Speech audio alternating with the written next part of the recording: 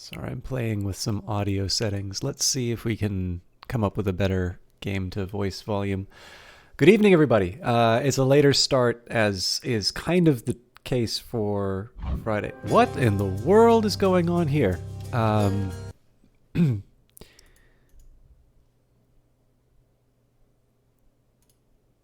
That's better.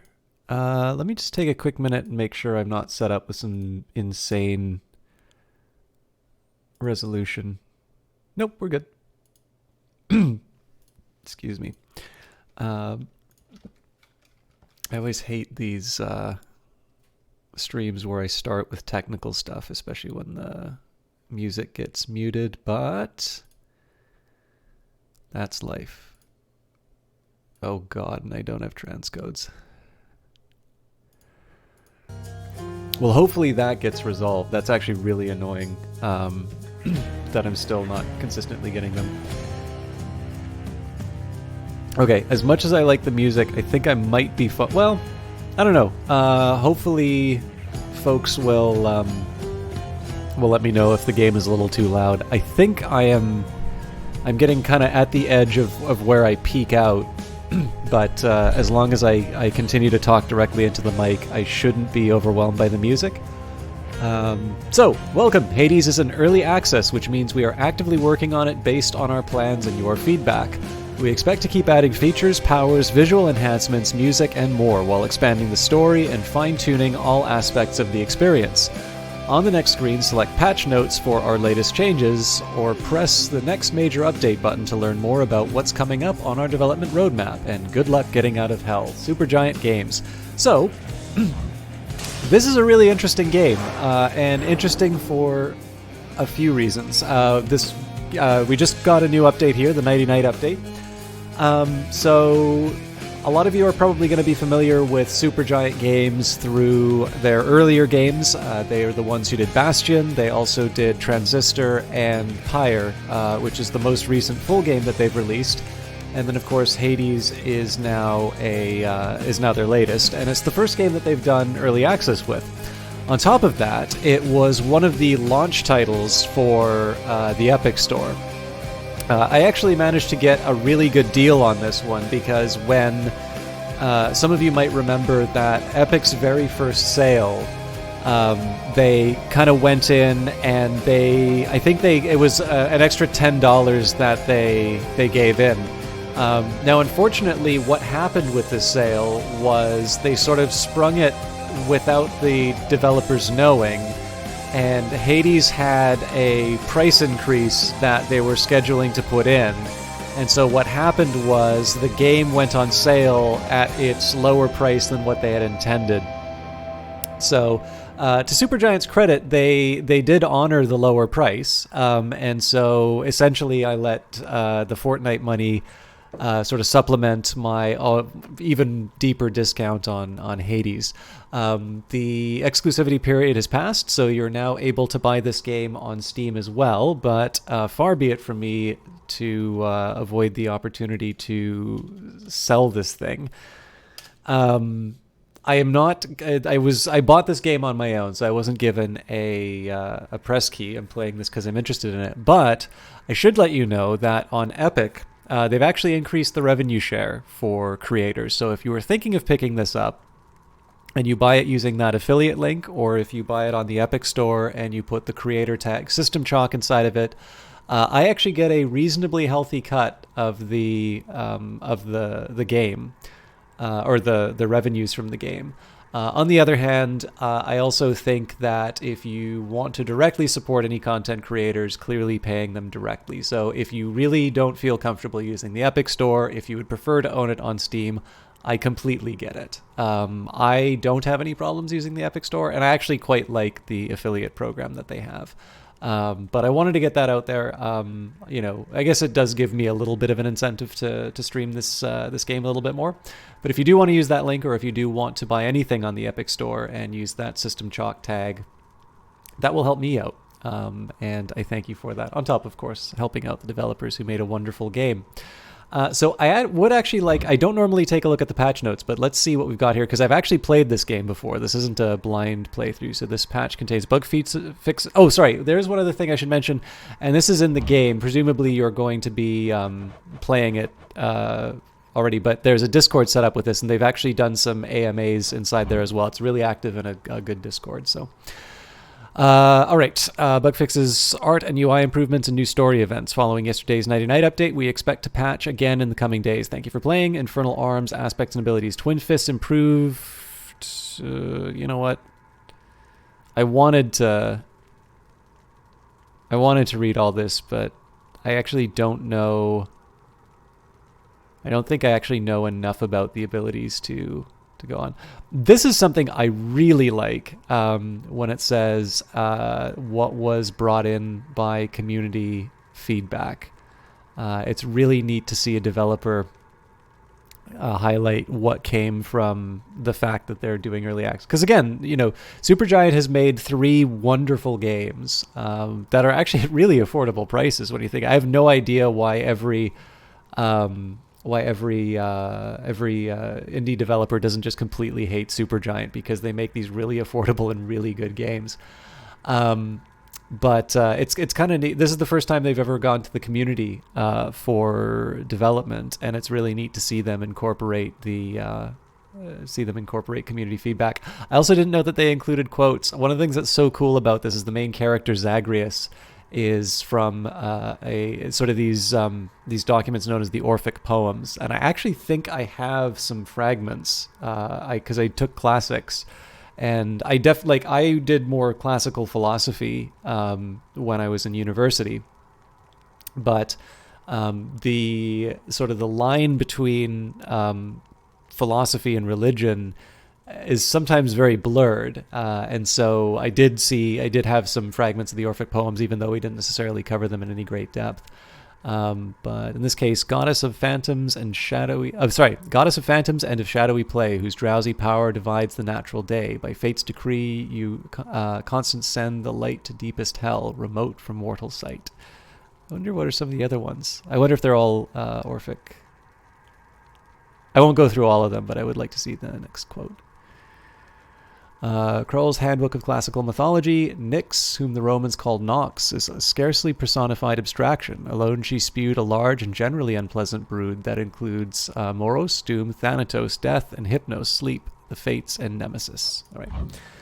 So, without further ado, I'm going to do... Now, I don't play the way they recommend. This game is actually quite playable with mouse and keyboard. But let's jump in, and I'll talk a little bit about how I was interested. Incidentally, few tales are told of Hades, whose very name inspires fear and penitence, reminding us of the inevitable fate which we all share. I, however, mean to tell you such a tale. Listen carefully.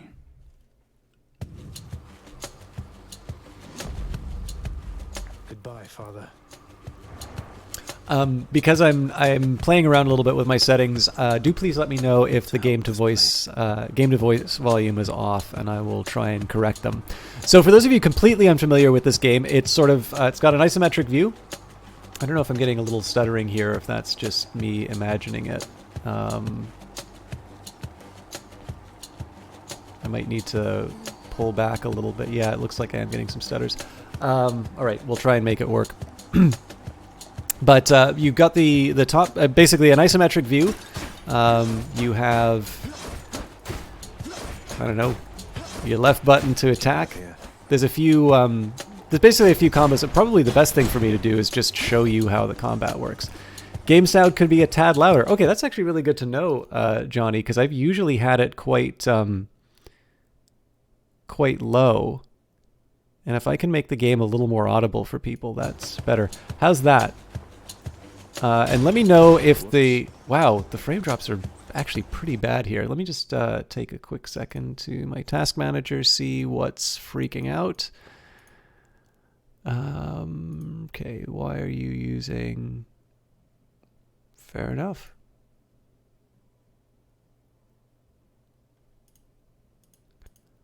I might need to try and roll back on the A little more, you can't really hear the dude talk? Okay, I'll go full strength.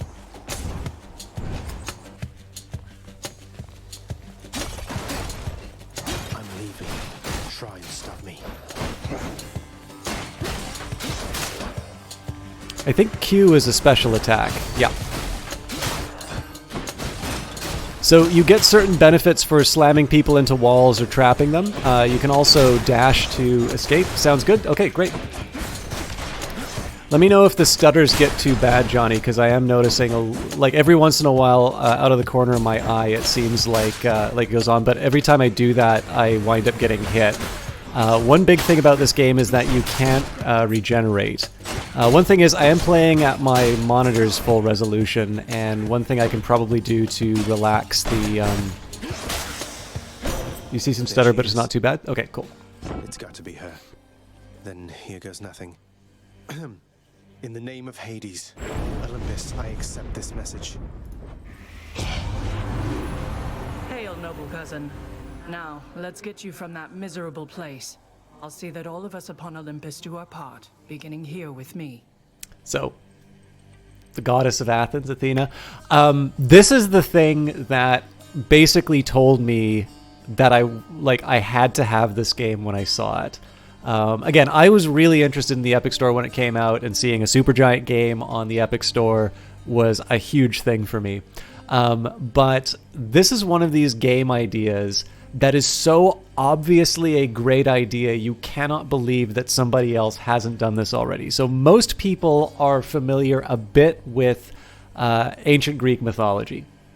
And ancient Greek mythology has been handled plenty of times inside of a game, and yet the whole premise of this game, a kind of roguelike, running through a dungeon, getting a bunch of boons, hasn't been done.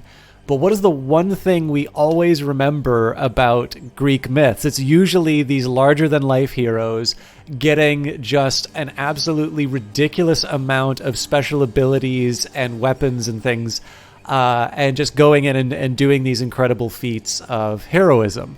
So, this is just one of these things that feels like this kind of game should have been done before, and yet I can't really think of any game that's actually pulled this off. So one of the things that happens here is you'll encounter different gods. They'll give you different benefits.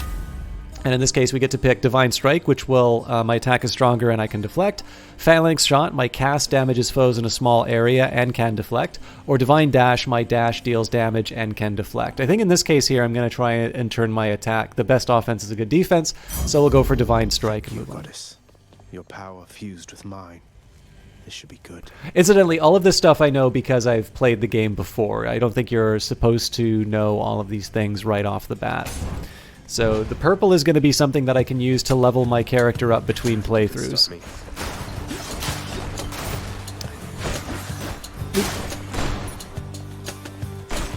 You might have noticed, I think I said this before anyway, but you do not heal between levels, so it's rather important not to get hit. This is one of the reasons why Deflect is quite good. Oops, and then I just walk on some spikes. Incidentally, if you guys have any questions, again, I might not quite pay attention during a run, but I will do my best to answer stuff inside of chat. And if any of you are thinking of buying the game as a result of this, and you don't mind buying on the Epic Store, I do get a bonus to the revenue share on that. So if you type !game, you can see the link inside it. And if it doesn't work between the runs, I will... I'll try not to be obnoxious with it, but I will make sure that that link is populated every once in a while. Hey, thank you, Miles. I actually don't know how much it is on the Epic Store right now. Again, keep in mind this game is now available on Steam, so as I'm fond of saying, it does help me out because there's an increased revenue share for me for that. But if you want to have it on Steam, if you have to have it on Steam, if you don't use the Epic Store or whatever, I completely get it. I would much rather you support the developers altogether, but it's cool for me if I get a little out of it. Let me actually just take a quick minute and see how much Hades is. The game is $24.99. I don't know if that's with a regional regional pricing in there. I'm sure somebody from the US can confirm that. Okay, so that looks like that's US. Was this ever free on Epic? No, it wasn't. But it was when they did their sale. So when they did their first sale, the sale was announced before Supergiant raised the price on the game. So in addition to the $10 that Epic gave you for just buying the game, there was, I think, a 20% discount. So I got this for a song. But yeah, usually it's pretty rare for Epic to put like brand new games for free. I think Farming Simulator is probably one of the exceptions on that.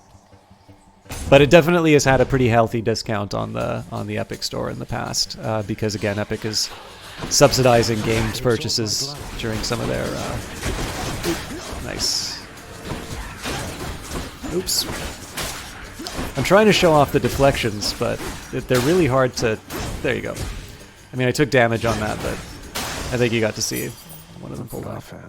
So the purple and the keys are something that I'll be able to turn into. There's something that I'm going to be able to turn into long-term benefits for me. Any coin is something that I need to use this run.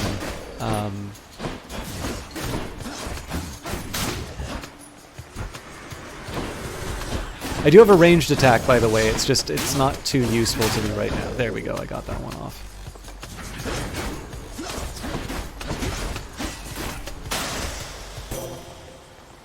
Olympus, I accept this message.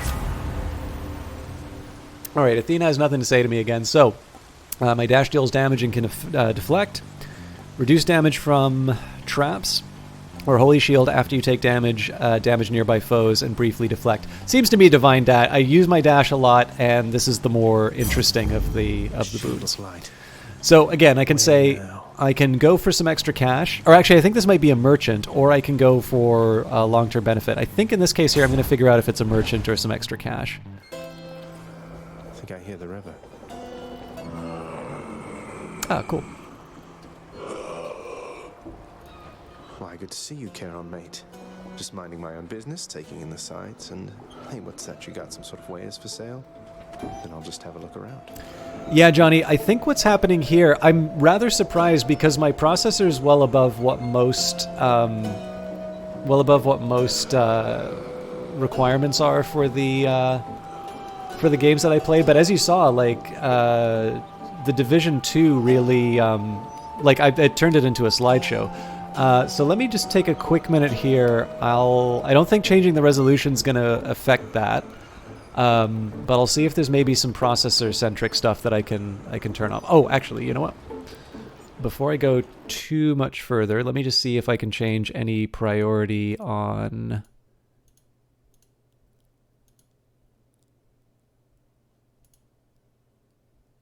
Yeah, I've already set access priority to high. I also think that at least if, based on what I saw before, I also think Twitch isn't giving me my transcode, so this is just overall a big old disappointment. But, sorry, I don't want to turn too much of the stream into a maintenance stream, but yeah, no transcodes. All right.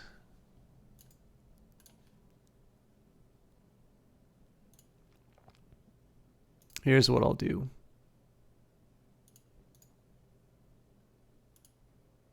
I'm going to end some background processes.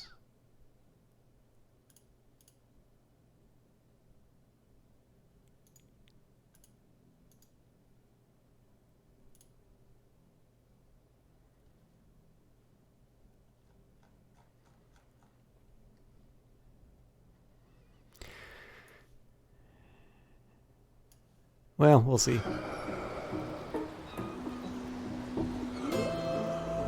Another thing I'm just going to try and do is see if... All right. See if that'll fix things. All right, this is bad luck all around. I don't quite have enough money to get anything interesting. So I'll buy the... Who's this? Hey, Sean, how you doing?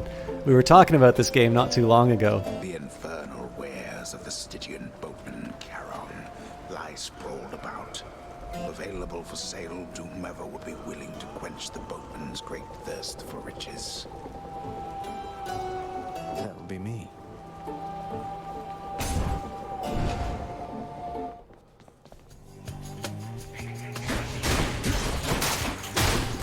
Ah, get out of there! What else? All right, that was really good. That ought to keep me going for a bit. Yeah, I don't know. I like this game a lot. I think I was like finally really getting into it when I think we talked about this at the Global Game Jam. Actually, while I'm at it, let me just take a quick minute here and do my shout outs. We've got Johnny Big Time. Again, I'm not going to spend all of the time out of... Oh, crap. Sorry, I closed my browser specifically so that I could free up the resources for... free up the resources for Hades. But while I'm getting this done, let me just take a second to crash out Chrome, which seems to be stealing everything. Johnny is my favorite streamer on Twitch, and he'll be back before too long. So somebody who plays a lot more action-oriented stuff. He's actually the reason I'm playing Hades tonight, because I think he wanted to see what the game was like. It's basically just some Bastion clone. I think Supergiant should sue these guys. And Sean is a local game developer. You can check out his itch page, seanleblanc.itch.io. Unfortunately, the local game meetup has been canceled for reasons that probably don't require elaboration. Well, canceled for this month. But in the absence of seeing his stuff live, I will be sure to direct myself, as well as all of you, to his page. Uh-oh. Whoa!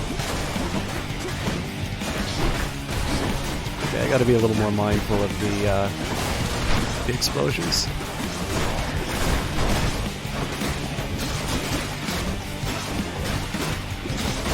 I've got a decent amount of health if I can make it to a point where I can refresh, but I've definitely set myself up for some failure.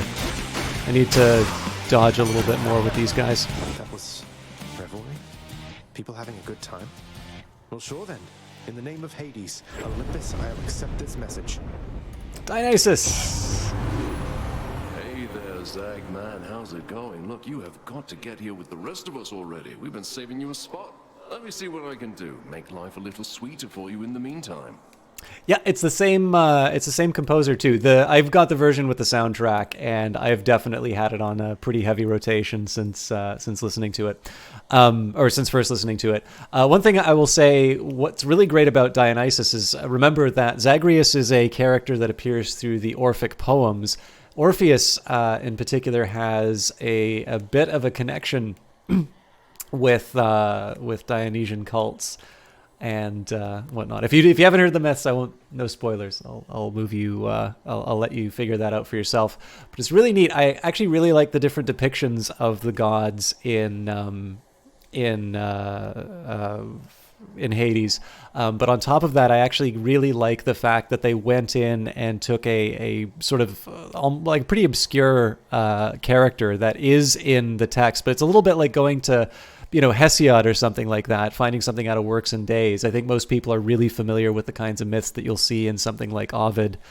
But it's neat. Like, they very clearly did their homework on this, and every once in a while you sort of see some references in terms of like the level of detail that they've gone in if you really like reading this stuff. So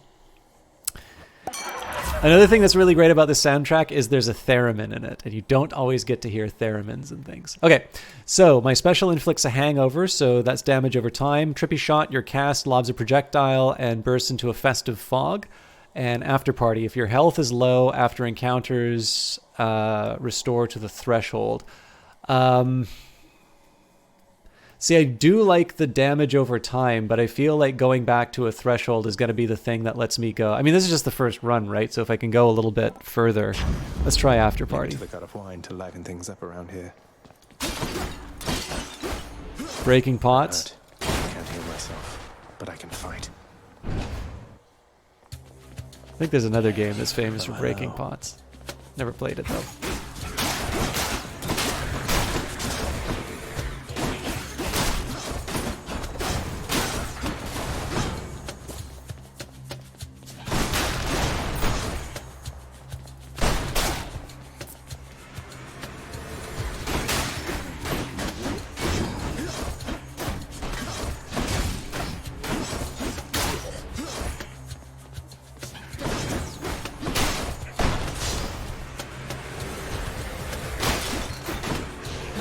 And I'm trying to do my best not to get myself on those spikes, but it is kind of helpful to put the enemies on the spikes.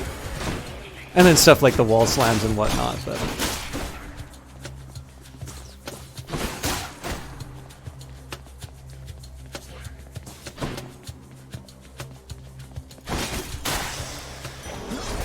Goodbye for now. What were we gonna say? VO on this game is so smooth. Pyre didn't have quite as much, so I'm glad for the return to form. Yeah, actually, I haven't. Pyre's the one that I played the least, and yeah, the visual style is fantastic. Okay, so I can go for more. You know what? I'm probably gonna get enough of the purples. I tend to be a little short on keys, so we'll try prioritizing those for a little while. Armored.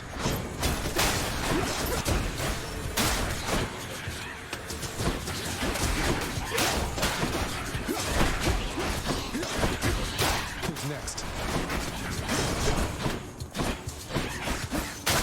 Actually, now that I think of it, Johnny, you might be able to get the soundtrack on... What the hell? Thought I was dodging those. I should be able to get back to the threshold, though. Key.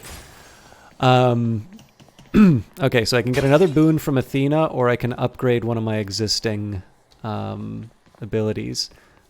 I think I'll go for the upgrade in this case, actually. You feel terrible? You're the worst?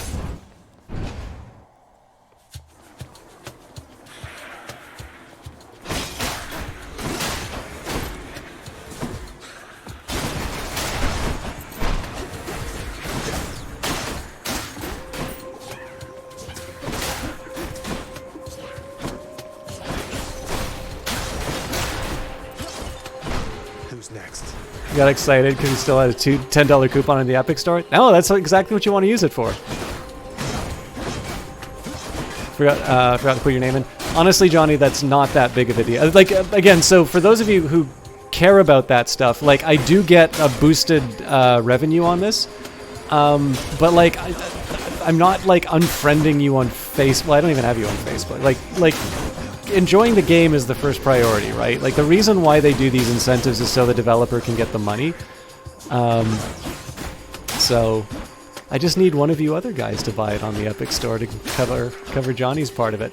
But yeah, this is one of the things that I was going to bring it up a little bit later, but for those of you who did buy the game over the holidays, your Epic, your $10 Epic coupon, I think is good until April. So there is a chance for you to still, like, if you have not used it since the Christmas holiday, or since the Christmas sale, like, you can get good stuff like this at a decent discount. So again, I'd love it if you use my tag on that, but, like, do yourself the favor. I bought MechWarrior 5. God's given me strength. So I think I'll go for the higher attack I damage. feel stronger. And I probably don't have enough money to get anything good, but if I can get some healing, that will be very welcome. It's Charon. Nice. All right. No, Karen doesn't have anything to say to me. Beyond the present chamber lies the outermost perimeter of Tartarus, promising terrifying dangers far beyond the Underworld Prince's reckoning. And I can reckon quite a bit. Hit the spot. All right, that's actually a nice healthy bit of healing. All right, we get to meet our first boss. Well, this is awkward. Halt, Zagreus. Not one step further. Come on, Meg. Haven't we had more than enough of each other by now? Besides, don't you have someplace else to be? Your father sent me. All in all, I'd rather be on your bad side than his. Now you can turn back, like a good little man. Lack of a better Or I word, can send you home the painful way. good. What'll You it can be? have my coupon because I'm the worst. Kappa. Johnny, that is way more than I would have gotten from a Hades purchase. What is wrong with you, dude? Thank you very much, Johnny. You absolutely didn't need to do that, but thank you. For what it's worth, you're probably just giving me my money back because I bought a lot of epic stuff on your account recently. I think Johnny and I just basically buy each other's stuff and donate our money back into each other. So the only people earning money off of it are off of us are like PayPal and Twitch. Anyways, thank you so much. All right, this is Megara, one of the Furies. Deal with the painful way. A man after my own heart. And the music's gonna get awesome.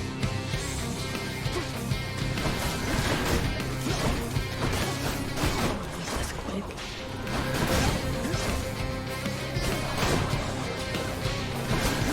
Damn it.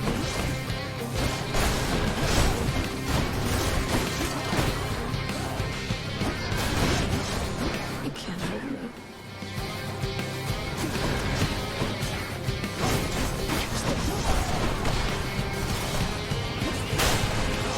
So I can deflect those, but if I try chasing them, it tends to end rather badly for me.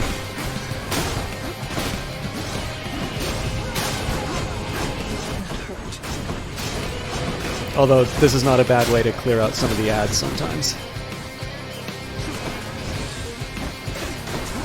Not a scratch.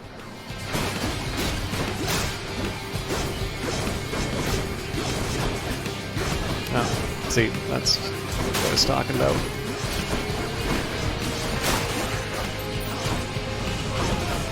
Oh, what am I doing? That's a terrible choice.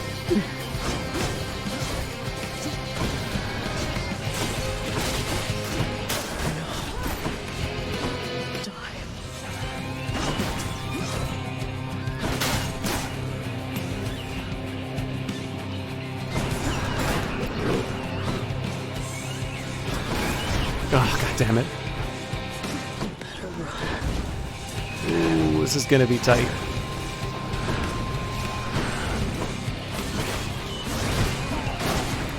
Get out of there, Zagreus.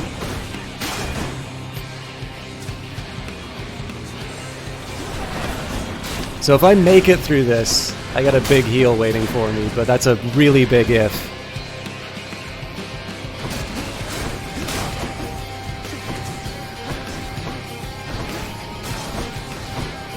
Okay, I'm not gonna mess with any of that.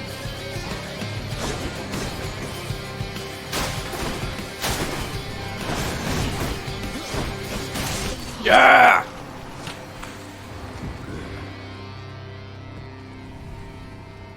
Got you that time, Meg. Achilles might know what to do with this. So what's really neat about this one, for those of you who have read the Odyssey, so Achilles doesn't die in the Iliad. You know that he's going to die, but the Iliad does not actually finish with the sack of Troy. So Achilles, like if you've seen the Brad Pitt movie, you know he dies, and Orlando Bloom shoots him because apparently Orlando Bloom will never be able to do a role that doesn't involve him with a bow. But it's in the Odyssey that you know of the death of Achilles, and he is given a particular place of honor. But when he encounters Odysseus, you know, he definitely says that it is better to be sort of a slave in life than to be the most honored among the dead. And they don't make... I don't think they make Achilles so goth in this one, at least as far as I've seen. But it's really neat when you see little details like this. Like, sure, I mean, if you're going to do a game about the Greek underworld, How did you? Don't mind me, Father. chances are, you know, you're going to want to see some of the Greek heroes. And so obviously including Achilles is, you know, that's just interesting on its own. But on the other hand, to sort of see him in a position of honor, that you may see some of the other shades inside of the underworld, but it's actually Achilles who is going to be who Zagreus, the son of Hades, is going to talk to, that is actually in line with sort of the depiction of the underworld as the Greeks would have known it. Okay, so I can sell off some of my boons if I want, but I didn't actually take that many of them, and I think After Party's gonna kind of keep me going. So I've got 63. Let's see if we can buy anything interesting. So passive restore 10% health when you enter each chamber for 3 chambers. That's not permanent. Tinge of Erebus, which will give me a boost to my longevity. And Touch of Sticks, passive Stubborn Defiance restores 10% more health than usual. Now, unfortunately, the combined amount... wait a minute. At least 30% one time when your life total is depleted. I don't think I have Stubborn Defiance, though. So we'll do Hydrolite because it would help to get some extra health. And then we'll lock away whatever benefits I can. See you, Tartarus. Good. I'm really glad you picked this up, Johnny, though. I hope you get a chance to play this on stream. The Asphodel Meadows.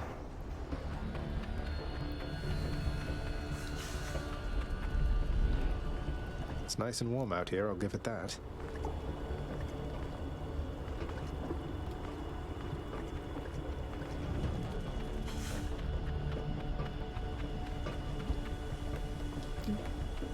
The once verdant plains of Asphodel are now engulfed in scintillating flame, having been flooded by the river Phlegethon, whose hideously superheated contents could bring death swiftly even to those resistant to most heat.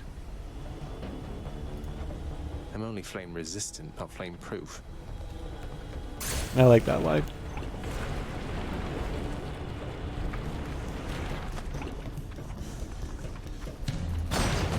Slam dancers. I suck.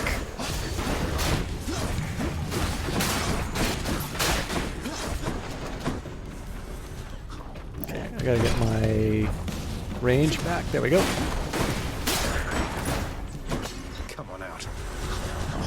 Now, you know what? You guys can stay. No, I stood too long in the fire.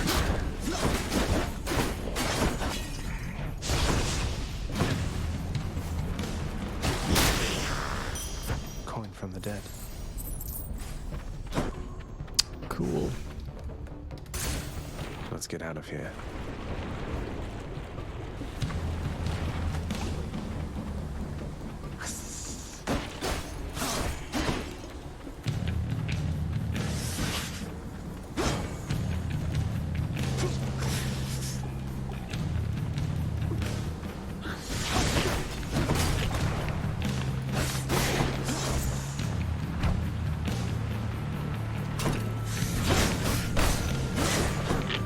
So that sort of thing I want to go really heavy on the attacks because I've got her cornered.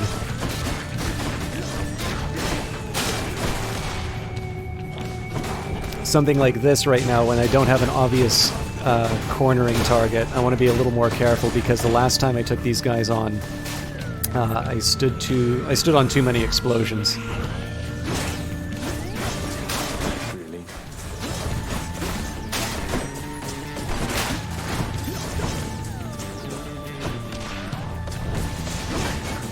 By the way, there's a theremin at the Science and Tech Museum. I definitely could not get anything even remotely approaching sounds like this out of it. Those things are not easy to play. The underworld's power. I do believe you get that back if you don't pick it up, by the way. Okay, so I can spend some of my coin. I don't remember if this is a god or... Well, you know what? If I don't know what it is, let's figure it out. You once built a primitive theramone with an Arduino? That is very cool. I did not know that was possible. Did not sound nearly as good as this either. The fact that you made it, though, is very cool. I've never quite 100%... Like, I understand Raspberry Pis. Mother of God.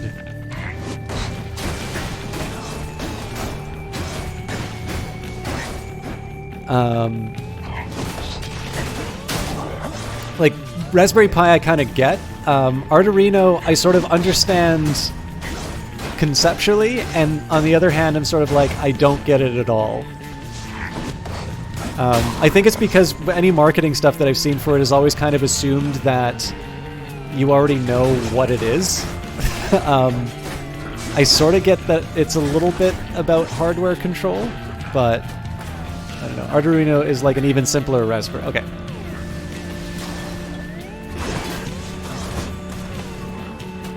I actually decided, like, one of the things I've been wanting to learn has been more big data stuff.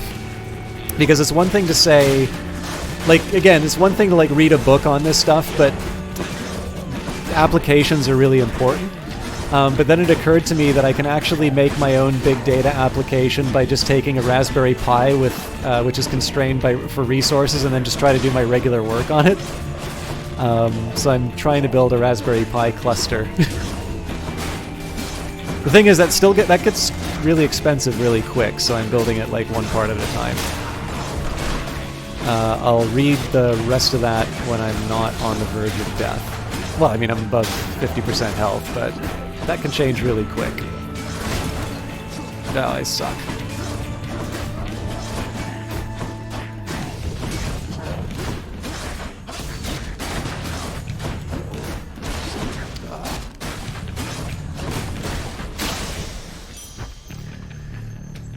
Alright, that was money. So it just runs C++ typically versus Raspberry Pi being powerful enough for Linux, etc. Okay. Okay, so I can get more from Dionysus or another from Athena. Now, Dionysus gives those damage over time effects, plus the potential for healing, so that seems a little more appropriate for the pickle that I've gotten myself into. I also don't get the effects of that healing anymore, so... Oh god. These are two nasty... Oh god. Okay, so as long as I survive, I know I'm gonna get healed, but that's a big if.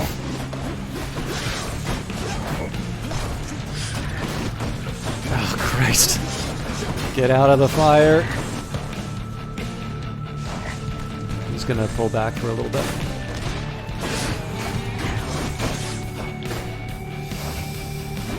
This is a devastating combo.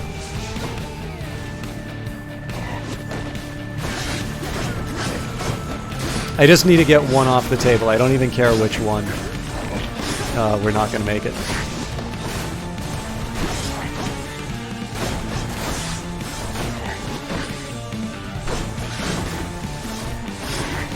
His area of effect is really, really hard to time. God damn it! I was just about to hit the spacebar too. Alright, so, first death. And this is where the roguelike bit comes in. Damn it. I'm home. Yes, carry on everyone, don't mind me.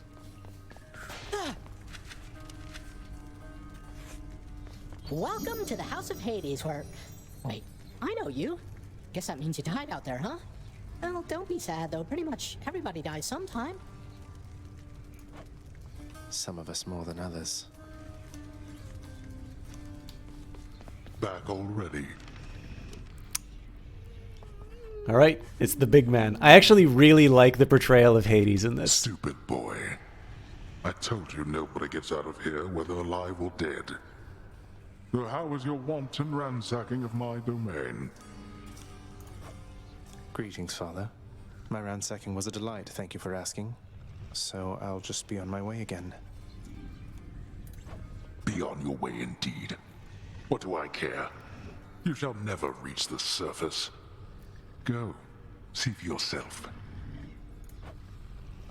So, Zagreus' desire... Actually, here's what I'm going to do. I'm going to get my... Afterlife is a bureaucracy will never not be a good trope. Yes. So there's a Danny Boyle movie. It was basically one that he was hired to do. I'm just going to do the game tag each time I die. What is it now? I've a mountain of infernal parchment work. So Danny Boyle did a movie called Life Less Ordinary, starring Ewan McGregor and Cameron Diaz, I think. Incidentally, it was if you, I mean, these are all old movies, right? But like, you actually would know that Ewan McGregor is a pretty good singer before Moulin Rouge, if you saw that movie, and they have a similar kind of afterlife as bureaucracy theme. Thing it wasn't that popular of a movie, and I kind of see why, but I think it has its charm. Sorry, I'm also enjoying an orange. Yes, I was actually going to... there's a really important factor about this game, specifically as relates to you, Johnny. But what I wanted to get to on this one here, I'm not going to specifically talk about this story point, because I actually don't know how far this goes, but Zagreus's desire to go to the surface becomes quite relevant when you find out who his mother is. They're not very clear on it. Because again, the other thing to remember, too, is that there's a lot of room for interpretation with Zagreus. He is a figure who appears in the Orphic poems, but this is Supergiant taking a sort of a lesser-known figure within the mythology and making a game out of it. So,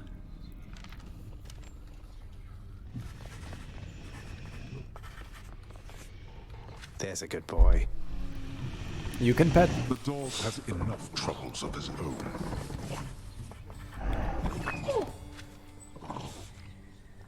Ten out of 10 game of the year for Johnny.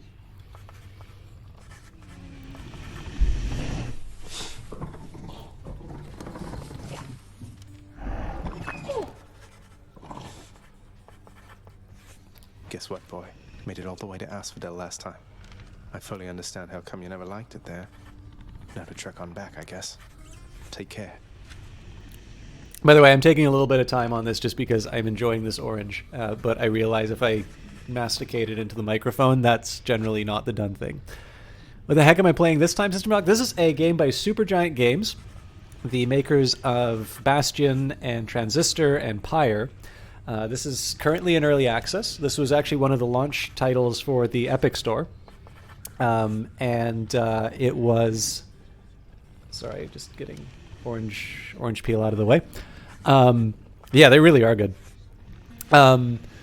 This is basically their first early access game. So as you can see in the top right-hand corner here, this is version 0.26833. It concerns itself with Zagreus, the son of Hades. This is an actual character that appears through the Orphic poems.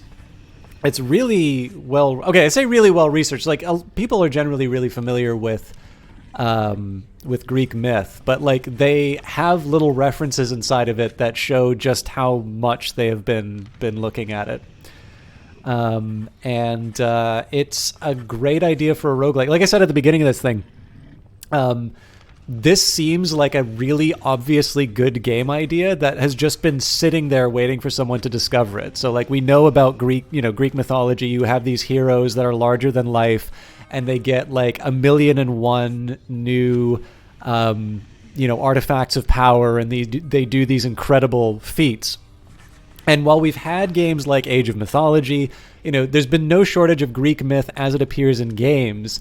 Like the sort of Diablo style or, roguelike kind of game where you are, getting these buffs to try and make your adventure go even further, that's been completely missing. Like, this seems to be the first game that has taken this thing that in retrospect is like, well, of course this is a great idea for a game. So it's been pretty good, and they're updating it quite a bit. Despite the Underworld Prince's optimism, his old companion Cerberus, the multi-headed hound, maintains a somewhat sulky attitude for now. One of the things I really like about the patch notes for the game is they actually indicate what suggestions and what fixes have come from the community. Achilles, sir. I got a relic of some sort out there. A globule of ancient blood which formed after I fought with Megara. Is this really the Titan's blood I found? As far as I know, yes, lad, that it is. Though whose exactly, I'm not so sure. You'd best hang on to it and keep it safe. Your weapons, they shall thirst for it and drink it up. Not yet, perhaps, but soon. Well, I wasn't about to drink it. Sorry, I'm done my orange. The House of Hades, that dark and lavishly appointed lair of the Underworld's king, is home not just to him, but to his willful progeny. You know I can hear you, old man. What do these shades have to say for themselves? Not Socrates, just a fan.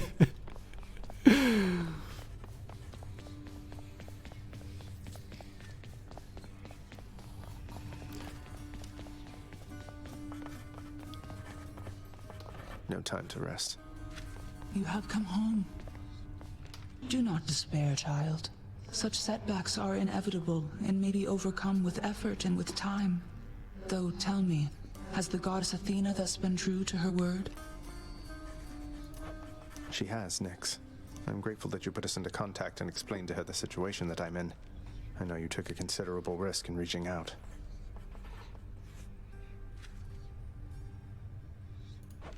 It was the least that I could do. The Olympians typically do not involve themselves in underworld affairs, yet your circumstances seemed due cause for an exception. They shall make powerful allies, but reveal to them no more than they already know, for all our sakes. I understand. She doesn't hold a grudge, does she? The prodigal son returns. Everyone's saying I went easy on you, Zag. Don't worry, Meg. I eventually managed to get home the painful way after all. Look, I have a reputation to uphold. You get past me again like that, you best go all the way. Now leave me be and don't think you're gonna be so lucky next we meet out there.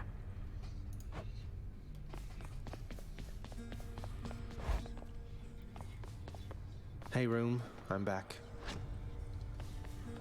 Yeah, we'll do the mirror first of all. So, those little purple raindrop. I'm sure they have a proper name. I'll call them the purple raindrops for now.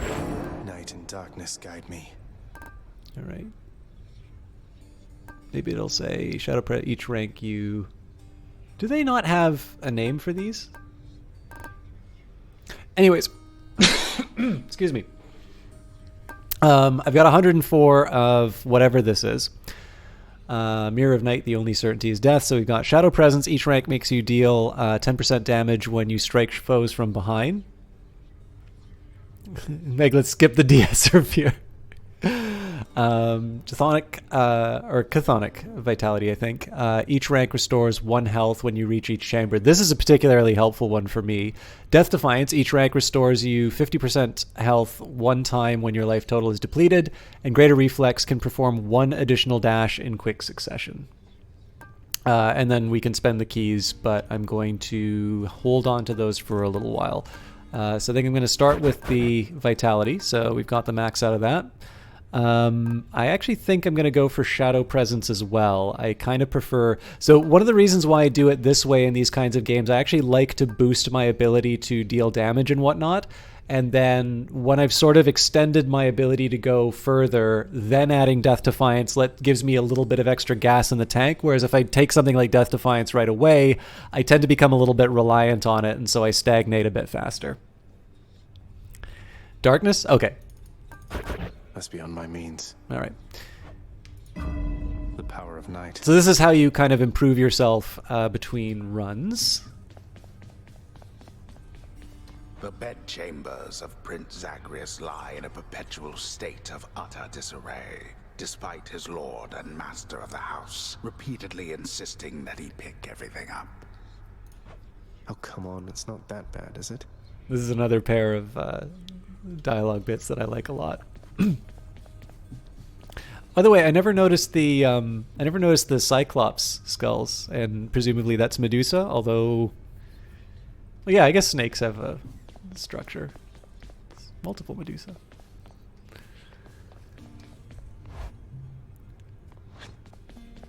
Okay. All right, so the reason why I held on to some of the keys was basically so that I can get another weapon. So Let's try it. Coronacht, the Heart Seeker. Let's deal some depth. Over here. What the? I can escape through that pink window there.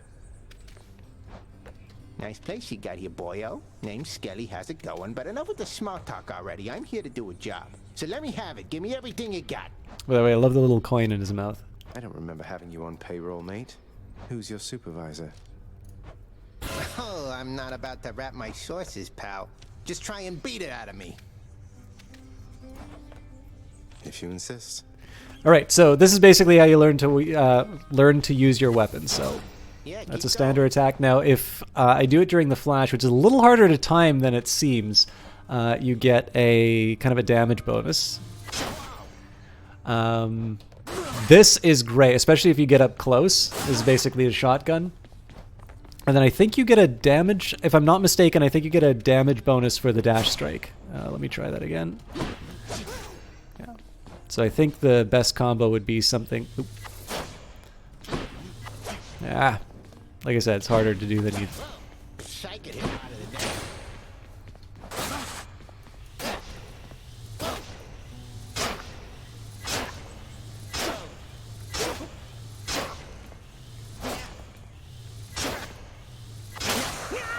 Whoops.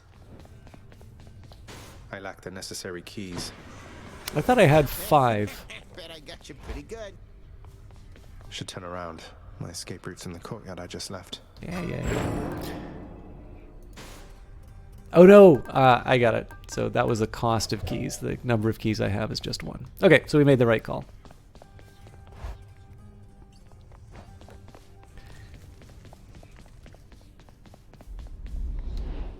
I can do this.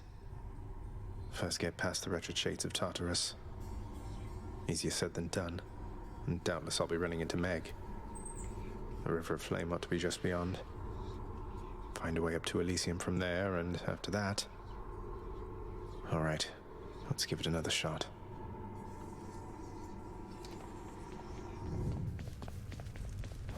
Any luck last time? I'm assuming this indicates there will be 2 other weapons that come into the game and later patches.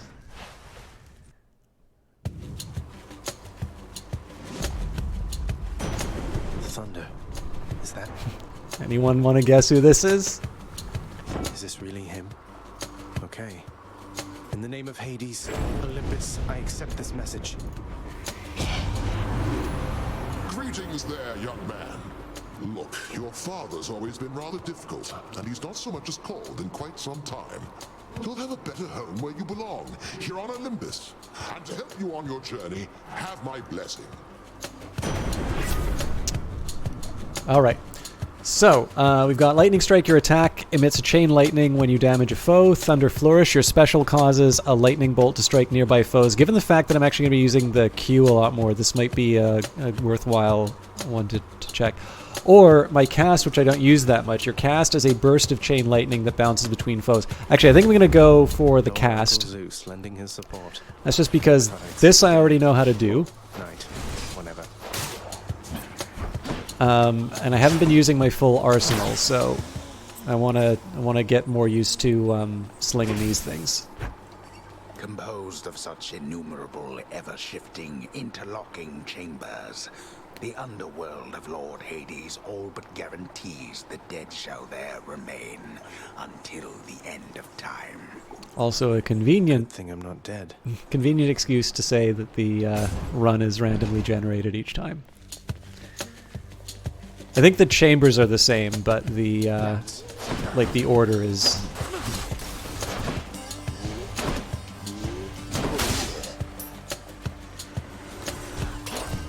I gotta get the timing down again.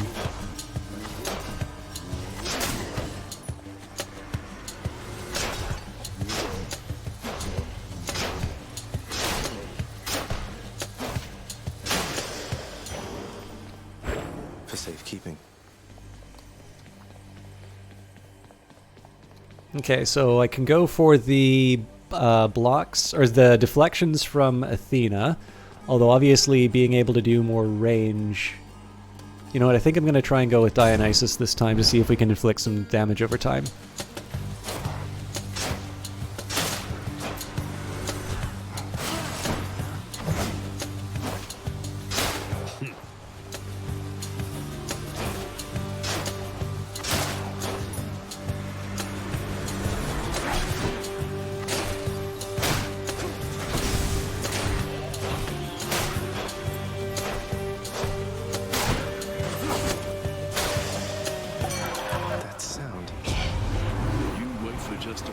Zag, because I got just the thing for this occasion. You are gonna love it. Get a load of this. Okay, Drunken Strike, your attack inflicts hangover. This is a big one for me. I actually really like that idea because, again, the bow's not going to do a lot of damage, but being able to inflict damage over time, especially if when the screen starts getting filled with other guys, that'll be pretty helpful. Drunken Flourish, your special inflicts hangover. Actually, I like that because it will do more damage. So 5 for every... Yeah, so this does more damage overall, and it gives me an excuse to get in close with my Q. And then after party, we've already used this.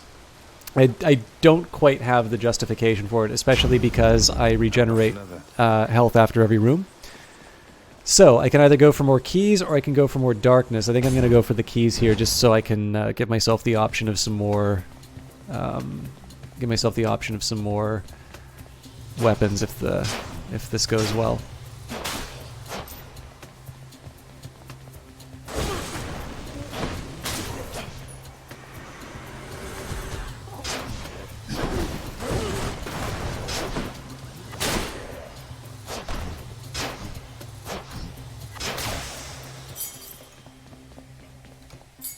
This can unlock something back home. I think that might be Poseidon?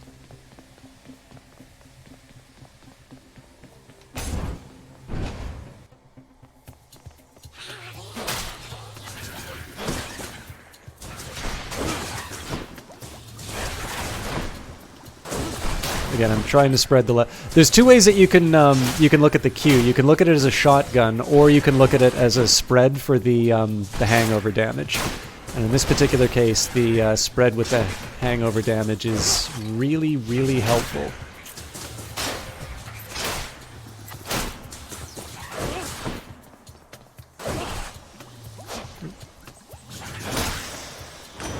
Crashing, it's Uncle Number 2.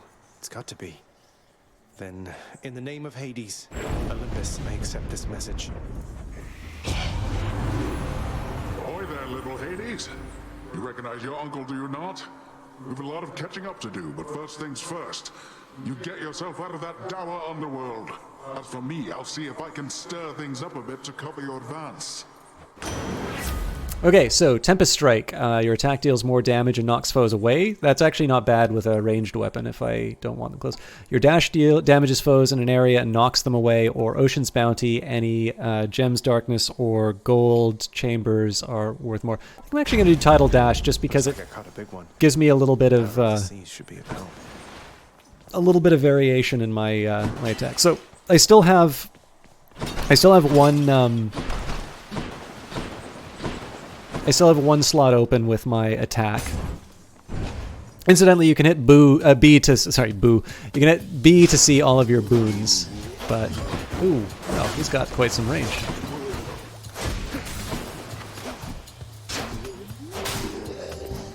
But yeah, I already know what they do, so.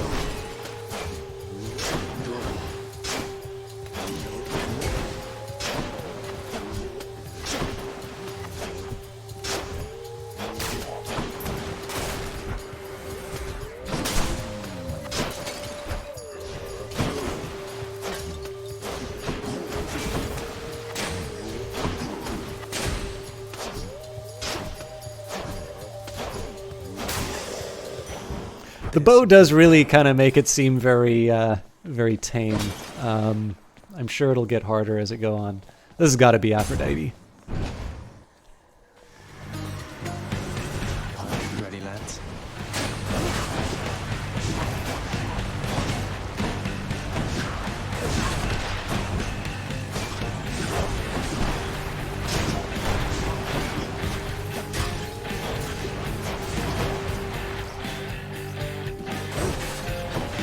At least I got some hangover.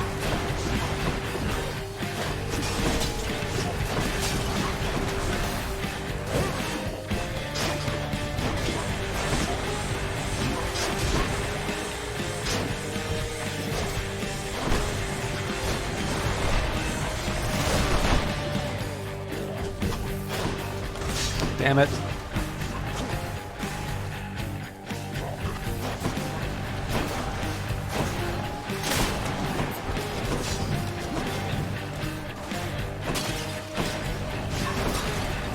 I'm really bad at timing that special hit.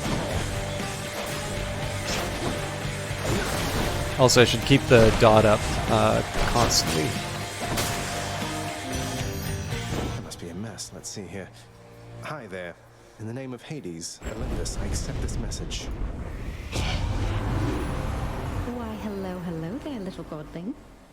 I have to say you're quite the specimen, and so I've decided I shall aid you for the moment. You interested? Okay, so we've got Heartbreak Strike. Your attack deals more damage and inflicts weak. So weak, status curse for at least 3 seconds. Victim deals at least 30% less damage. Dying Lament. When foes are slain, they damage nearby foes and inflict weak. And Different League resists some damage from nearby foes' attacks. I really do like the fact that it says, I mean, it's epic, right? So I kind of want to pick that one up. I do like the idea of Dying Lament, though. So I think I'm going to stick with that one. Interested in the power to break hearts? Sure, I don't see why not. So I suppose the question right now is, do I want to upgrade any of these individual boosts? So Dark Thirst, Dying Lament, Drunken Flourish, Electric Shot. Well, I can see the Electric Shock. Yeah, let's go for some upgrades.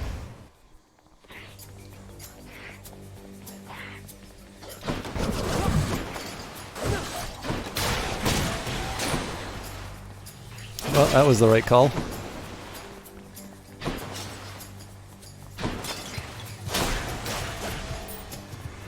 Look who.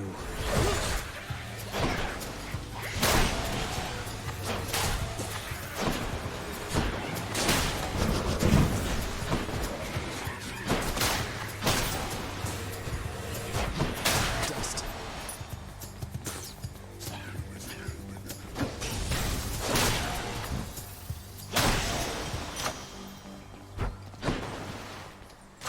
Good enough to eat. Okay, so extra damage for the hangover. It doesn't seem to boost the chain lightning at all. And then the death blast damage. I think I'm actually going to improve the dot. I don't use it as much as I thought I would. But I can definitely see myself improving. This is the room before... This might be the room before the boss fight. I'm glad that wasn't me. Oh. Hey, Prince Ed. Must look like I'm slacking off with the old boulder here, but I was just getting back on my feet. The Fury Sisters don't often leave me be. Where'd they go, anyway? And, what are you doing here? Oh, you know, just out on a little stroll is all. Do me a favor, though. You see the Fury Sisters, let them know I was headed down the way I came from, will you? Oh, I'll let them know, all right. I hear you loud and clear, Your Highness. I'll just go about my business now, and you take care. Sisyphus furtively offers a choice of benefits, so I can get Healing, Darkness, or Charon's Obol. I think in this case I'm going to go for the Darkness. I do kind of need to... I mean, really, it seems to me that the Darkness and the Obol division is deciding, okay, do I want to try and go the distance on this run, or do I want to try and build myself up for the next run? And I am eternally pessimistic, so I almost always go for the Darkness. I think the other thing is that I'm not ridiculously wealthy, but I'm probably good enough that I could get at least one cool thing with what I've got. So I'm going to go for Darkness on this one. Thank you, mate.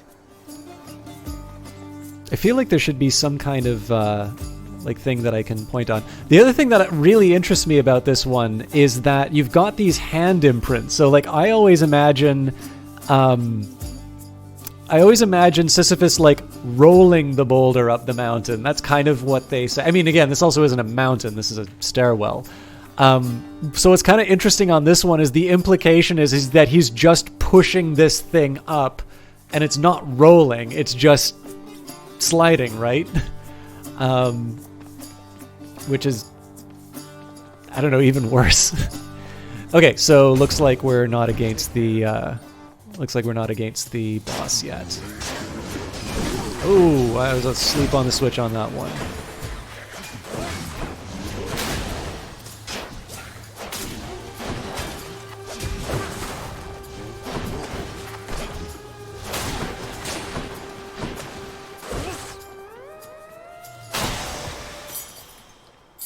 This can unlock a weapon back at home. Where'd my cast go?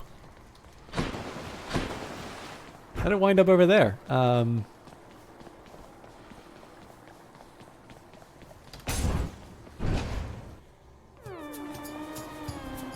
More louds.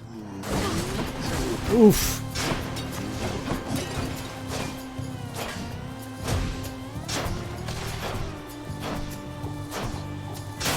I was a little premature on that special strike.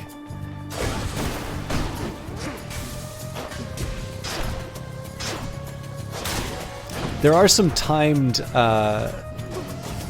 encounters too, but something tells me when I have the bow I'm not ever going to be doing those.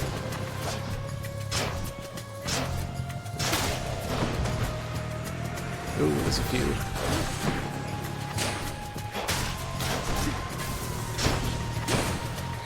Okay, I gotta get rid of the thing that's generating the skulls. There we go.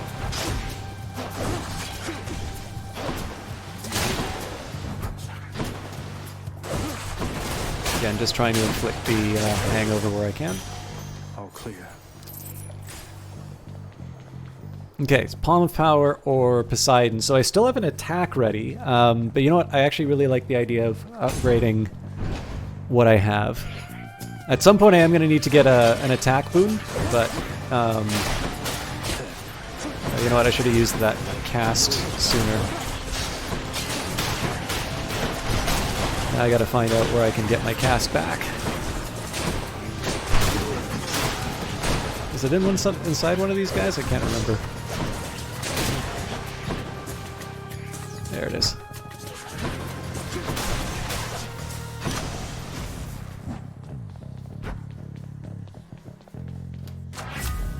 So I got to be a little more careful with my health. So, Drunken Flourish, I can do an extra 1 damage over time. I'm slightly more inclined for Dying Lament. Well, see, this is it. Electric Shot and Dying Lament are both sort of area of effect kills. I think in this case I'm going to do Dying Lament because that's going to come up more often. Ooh. Let's go to Aphrodite again. Oh, it's her. Oh, wow. Okay, I just get it then. In the name of Hades. So, Heartbreak Strike, your attack deals more damage and inflicts weak. Wave of Despair, after you take damage, nearby foes inflict weak. Damage nearby foes inflict weak, or different league resists some damage from nearby foes' attacks. I think I'm going to go for the attack. I might sell this back later, but this at least gives me a full complement. Hey there, Meg. Even if you manage to get past me, there's no getting out of Asphodel. You saw what it was like. You really want to go back there? It's not a matter of want. The way out is there, in that direction, past the River of Flame. Alright, so let's see if I can pull this off again. You're more stubborn than your father. I never thought that such a thing was possible. So again, the key on this one's going to be to keep that hangover up all the time. Now the good news is that I'm not going to have to deal with her whip attack, because I'm going to want to keep her at range. And then the other bonus is that because of my attack inflicting weak now, I don't need to... I wonder if they did that because I didn't take any damage from her right now. Oh, crap.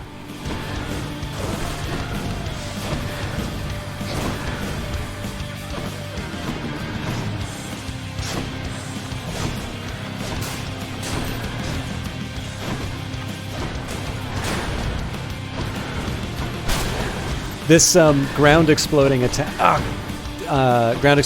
reminds me a lot of Risk of Rain.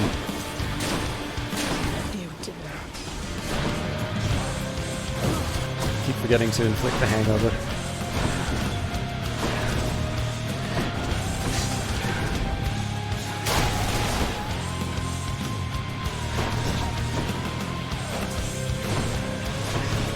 Get that cast back if I can. Right now.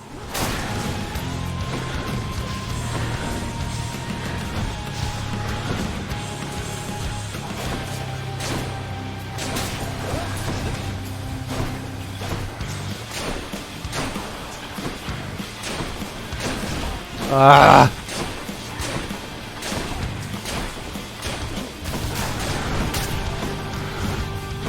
If I keep getting careless like this, we're not gonna make it.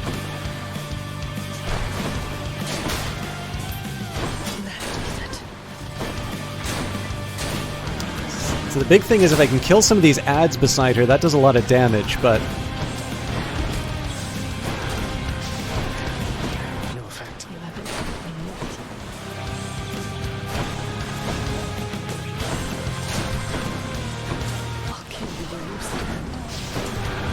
I think I gotta try and dodge this rather than get the chip damage in. I'm also trying to find my cast. Oh god.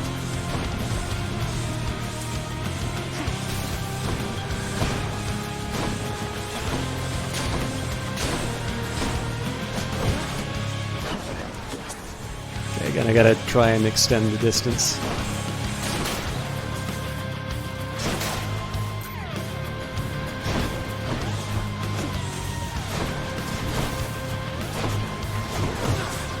This is going to be tight.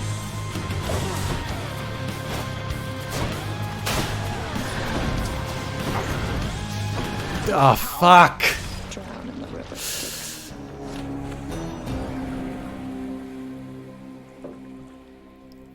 I was going to try and do a Q shot on her, too. Oh, well. Ah, cheers for that, Meg.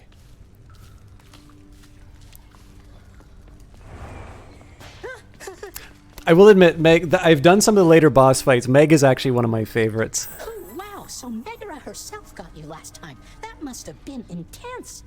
She's fast and strong and beautiful. And, anyway, I hope the fates are nicer to you next time. Yeah, Oop. hope so too. Someone's at the desk next to the throne. Who's that sniveling shade to your immediate left there, Father?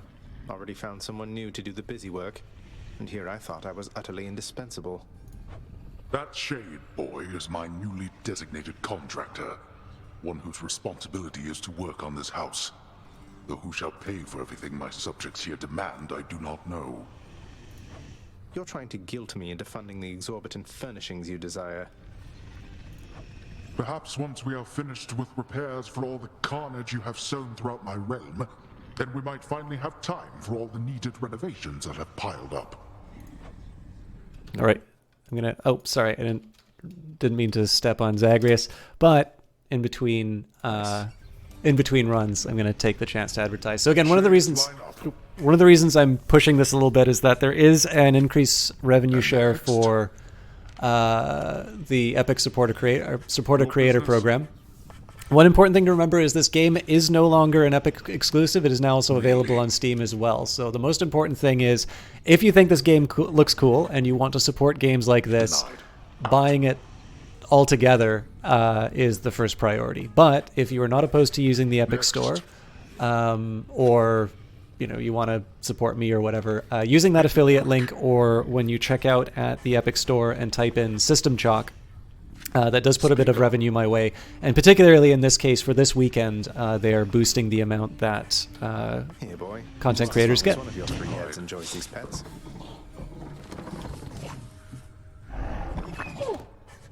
Next already. Infernal watchdog Cerberus regards the underworld prince with mixed emotions, from purest joy to deepest melancholy. You watch over things for me, won't you, boy? You know I'd take you if I could.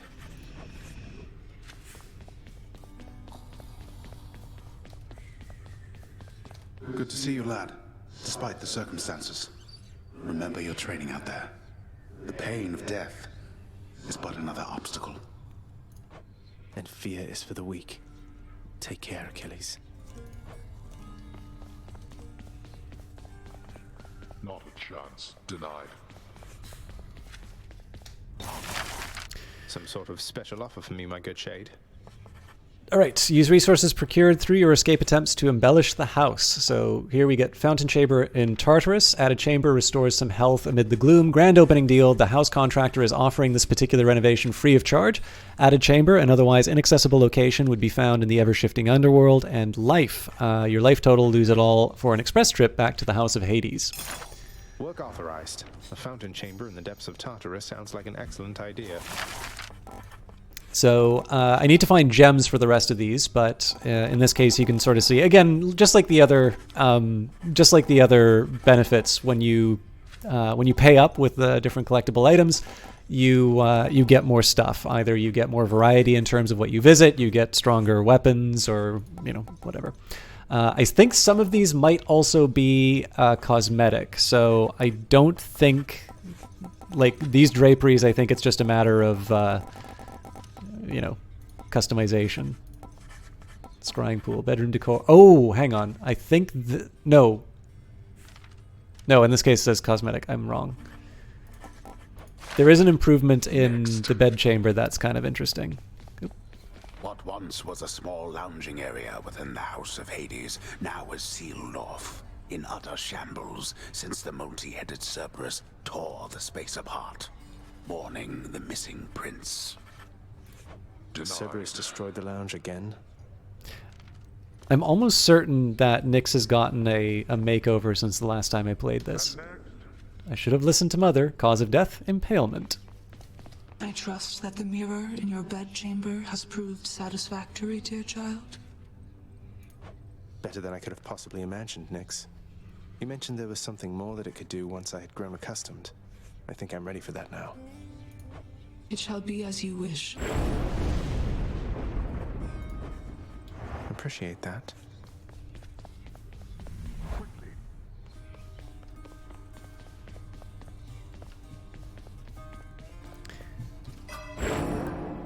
The mirror's grown in power. Okay. Thank you, Nyx. I won't spend any of my keys. So, greater reflex.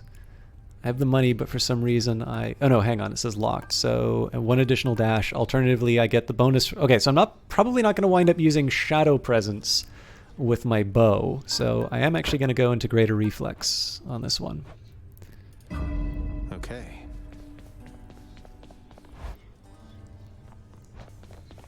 I should go.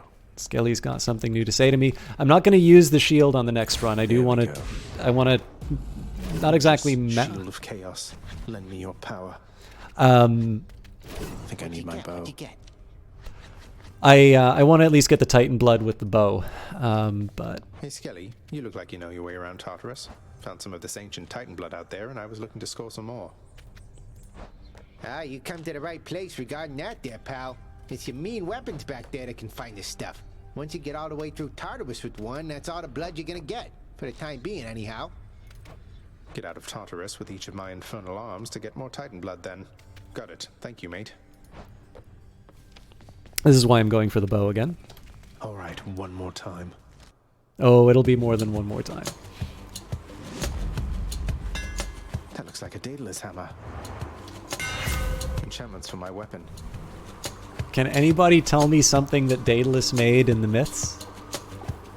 Okay, so we've got Piercing Volley. Your special pierces foes and deals 100% damage to armor. Perfect Shot. Your power shot deals 100% damage, and your attack bounces up to 3 foes, dealing 50. Oh god, I gotta go for the chain shot. Daedalus, wherever you may be right now, thank you. Bow?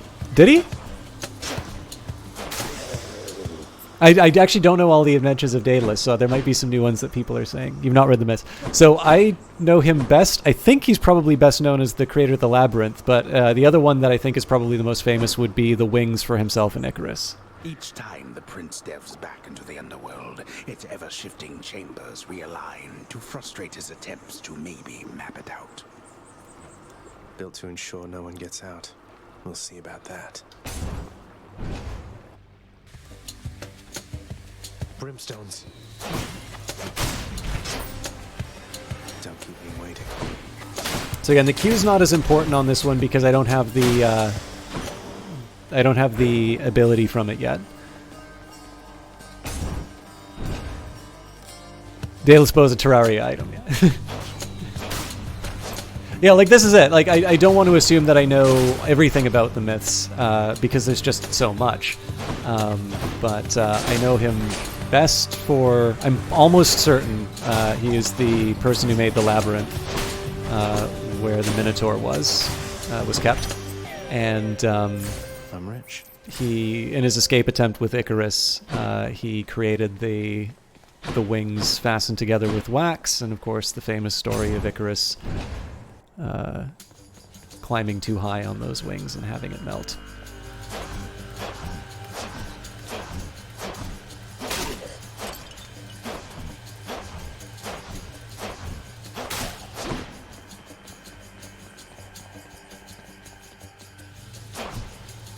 I should be using this as a chance to practice the power shot. There we go.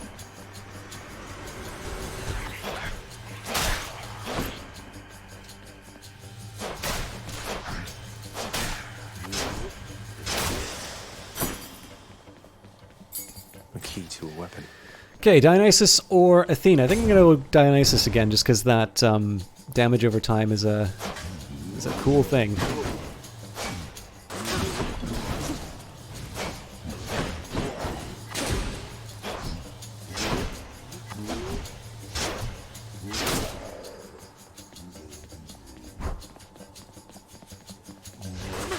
Ooh.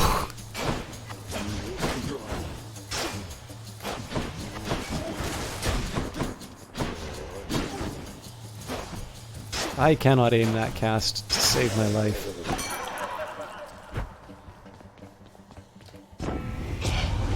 As soon as you get up to Olympus, man, it's gonna be a feast like you have never seen. You mark my words. Now take this, and good luck. The other thing that I think is kind of interesting about this one is because Zagreus is one of the gods, it makes a lot more sense that he's helped. The other thing that's kind of neat, when you read the myths, the gods are not necessarily friends of humanity. So in the case of people like Achilles, you've got demigods. Sometimes there are people who the gods favor, but as often as not, you have stories like Prometheus, where he is bringing fire to humanity and is punished for his efforts. I think Prometheus is a Titan. I might be wrong in that. Anyways, but he's punished for his efforts. The gods are not necessarily friends. And then if you read Symposium by Plato, Aristophanes probably has one of the most famous stories out of that. And if you've ever seen the movie Hedwig and the Angry Inch, there's a song in it called "The Origin of Love," which is basically Aristophanes' story in Symposium. And it basically tells the story about how you have... So the Symposium is a dialogue, and the premise is there's a drinking party, a symposium. And all of the guests, everybody's drinking, everybody takes turns telling a story. And essentially they are asked to sort of define love. And so everybody takes their turns, and Aristophanes has this particular firecracker of a story, and it's particularly interesting because Aristophanes doesn't necessarily get the best treatment in Plato. Remembering that Aristophanes wrote The Clouds, which had it's one of the accounts of Socrates that we have. It's a fictional account, but it's very hostile towards him. Aristophanes is one of these rare cases of a very conservative comedian. You don't always see many of those. I guess you have P.J. O'Rourke, but and then of course Plato very famously in the Republic talks about banishing the poets. So it's kind of funny that Aristophanes gets this really well-crafted story. Although one thing is that obviously Plato himself was a very talented writer, and so perhaps I think somebody may make the argument that his the hard time that he gives poets is just him, because he chose poetry when he had the talents of a poet. He chose philosophy when he had the talents of a poet. That was him particularly pushing out his allegiances and sort of denying that side of himself that he's also quite good at, sort of affirming his choice. One way or the other, Aristophanes' stories is sort of this story about how humanity originally would be this four-armed, four-legged creature that would sort of roll through the world, and it's almost like a Tower of Babel story where they everything gets along, they work really well, and you have basically they eventually decide that they're it's working so well, they're really strong and capable. that they're going to roll their way up to Olympus to see the gods. And Zeus is going to have absolutely none of this, so he takes his thunderbolt and he throws it down on humanity and splits them right down, which is why we have this mark along our back, which of course we now know as our spine.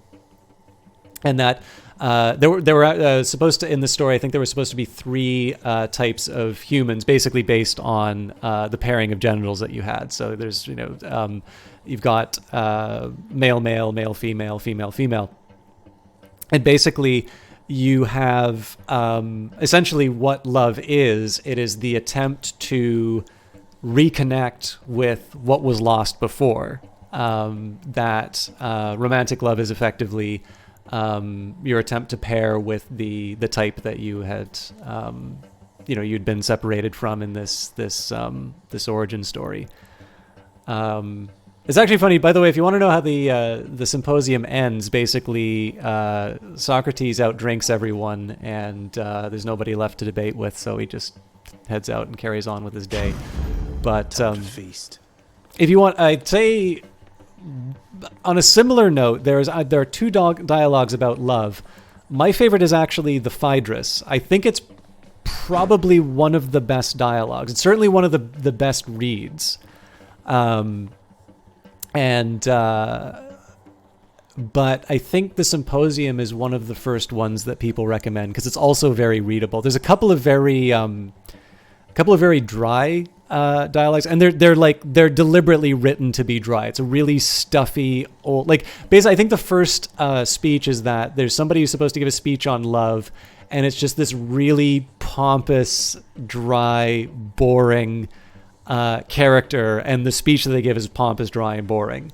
So it's one of these ones where when you read the dialogues of Plato, it's not like what people think. I think sometimes today we get this idea of philosophy that you read down and it's somebody who's smarter than you, so you accept what was written in that book, or maybe you reject it.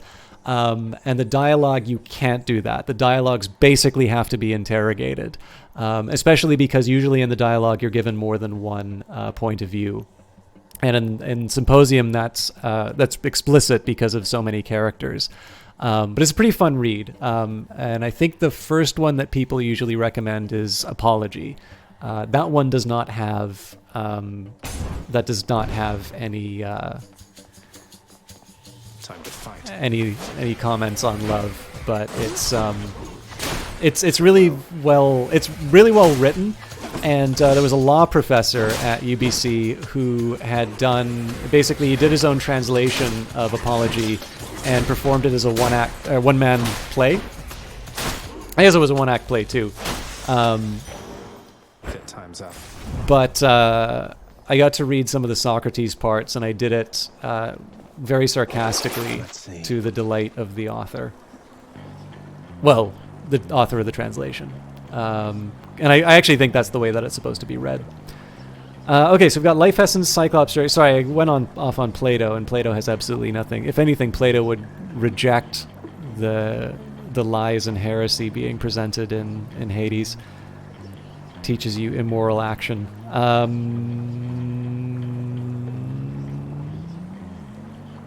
The Cyclops jerky is tempting, but it's kind of expensive, so I think I'm going to hoard my gold for now.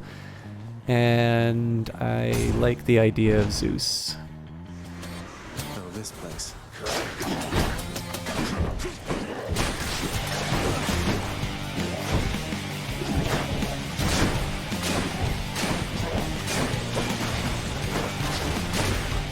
We're not really taking advantage of that double jump yet.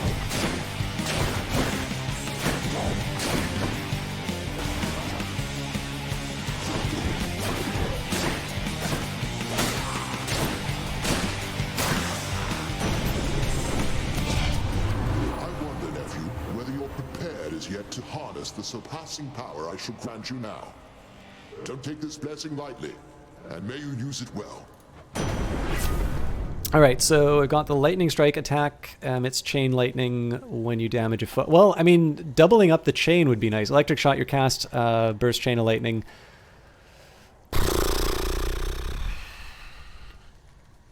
I think I'm going to do the electric shot again.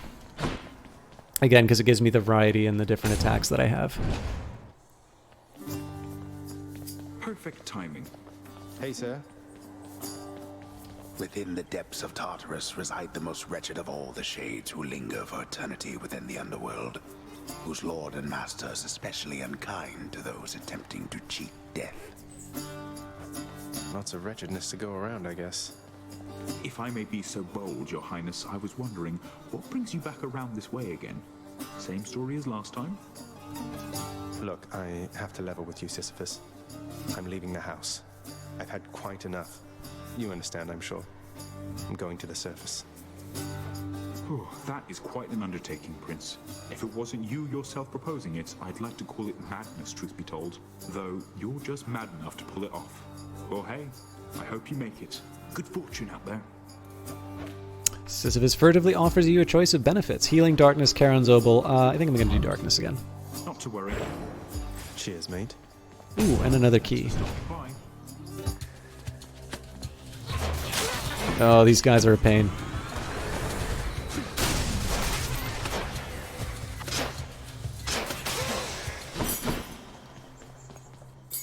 I can use this to unlock a weapon. I think this is Artemis? Oh, or maybe Diana. Or that may be this. Ah, damn it. Mixing up my Greek and Roman. We'll find out in a minute.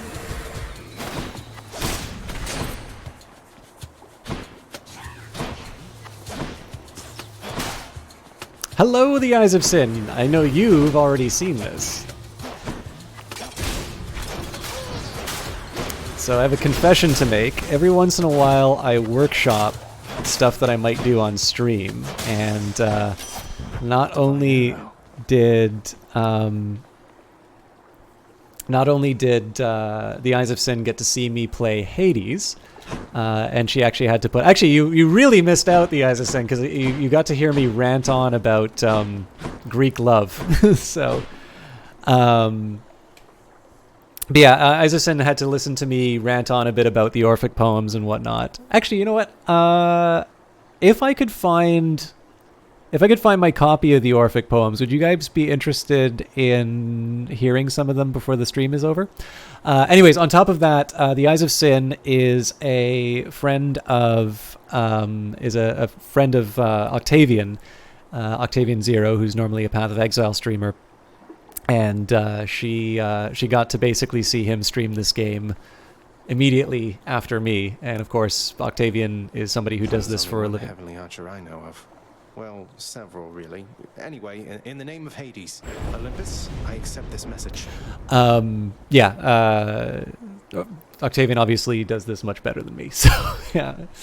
Anyways, yeah, by the way, that line, several really, like Apollo is also famously an archer. So. I heard about you. There we go. Look, I'm not like all the others on Olympus.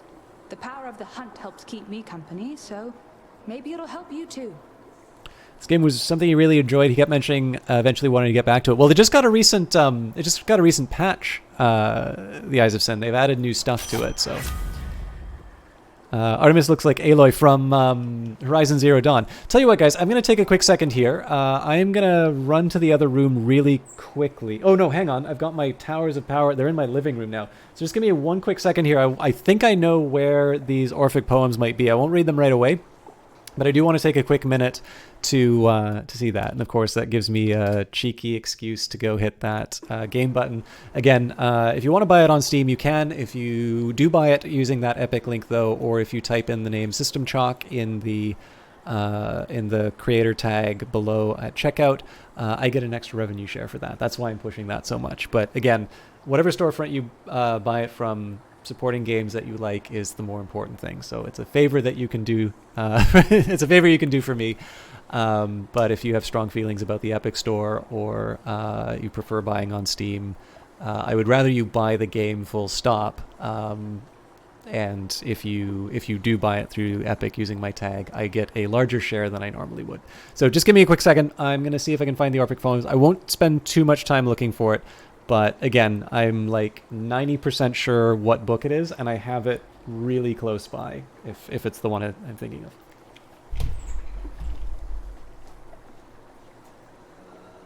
Why did I put it at the bottom of that stack?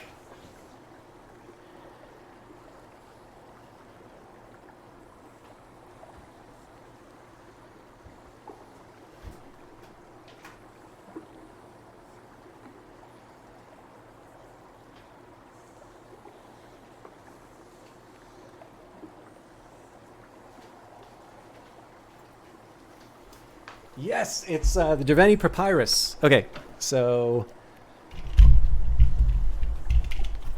for those of you who really want to go full nerd on this stuff, Hackett publishes a bunch of like scholarly work in terms of classical writings. So what I've got here it's a really beaten up document called the Pre-Socratics Reader, Selected Fragments and Testimonia, 2nd edition, edited with introduction by Patricia Curd and translations by Richard McKirahan and Patricia Curd.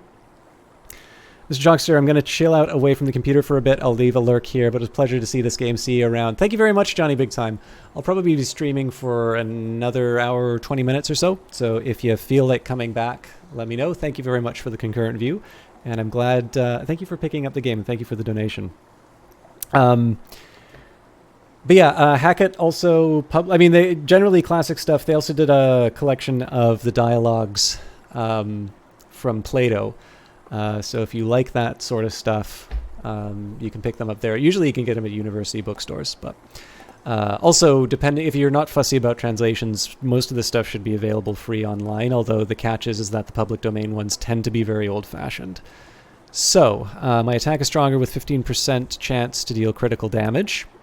That's pretty great. Hunter Dash Strike deals more there's no way I'm going to do Dash Strike, and any damage you deal has a chance to be critical. 3% critical chance. I don't see why I wouldn't go for I wouldn't go for Deadly Strike because I would potentially want another attack slot. But yeah, this is good. Sure could use some company now that she mentions it. The power of the hunt sounds handy too. All right, let's go for the gems. Oh no. Oh, here's one of the timed ones I was talking about. Or, well, sort of timed. This is a survival this is trouble.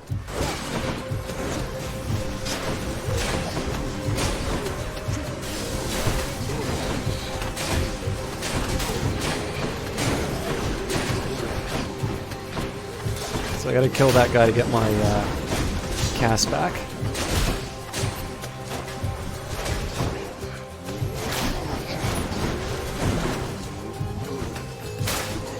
So I'm gonna make a run for the cast if I can. There we go. Oh. I paid. Almost.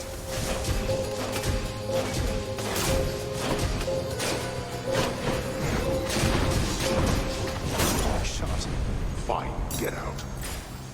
Alright, took a lot more damage than I was wanting to in that, but let's go for the palm. Wretches.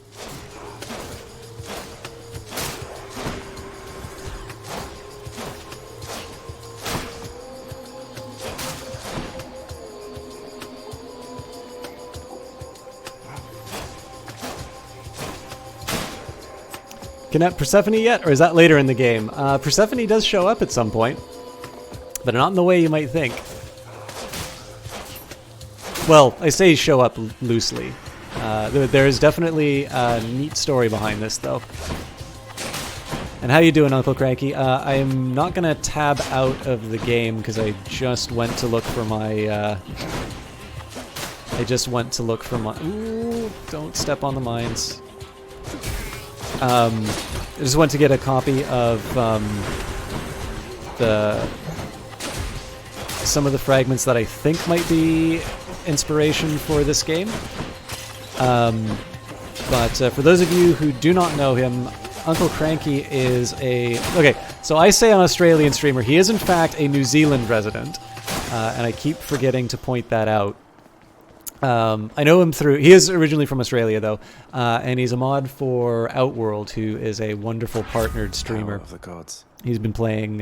so Outworld's been playing Mount and Blade recently. Last thing I saw Uncle Cranky playing would be XCOM 2.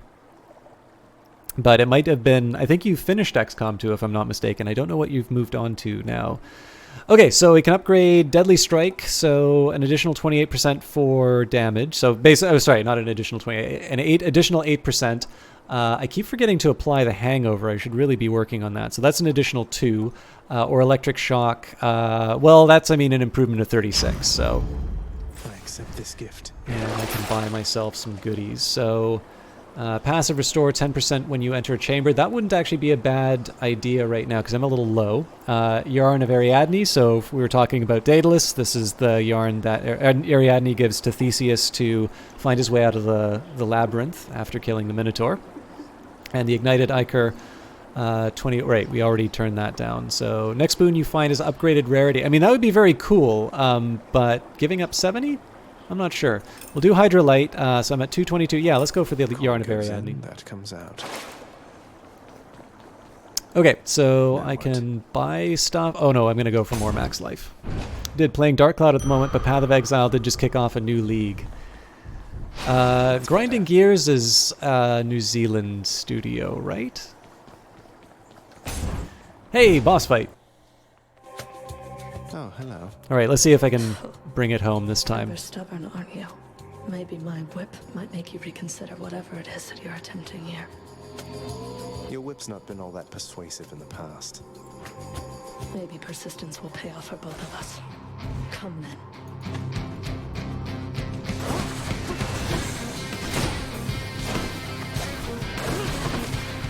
Okay, at least I got the hangover down.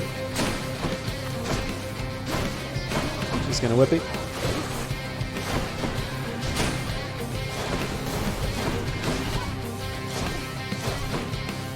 Like my whip. Didn't work. I feel like this is dialogue that Sin might do quite well. So that double dodge is an absolute lifesaver in this case. And that Thunderbolt was the right call. That did a lot of damage.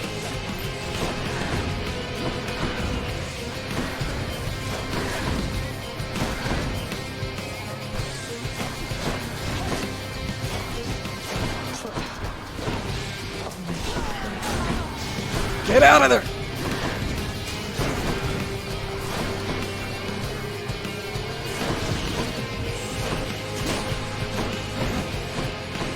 I don't even really care about the bouncing for the cast, although that's nice. It's really just the fact that it does a lot of damage now.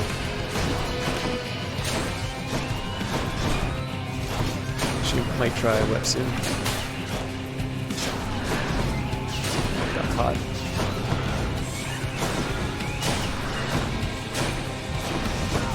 God damn it. Gotta get that cast somehow.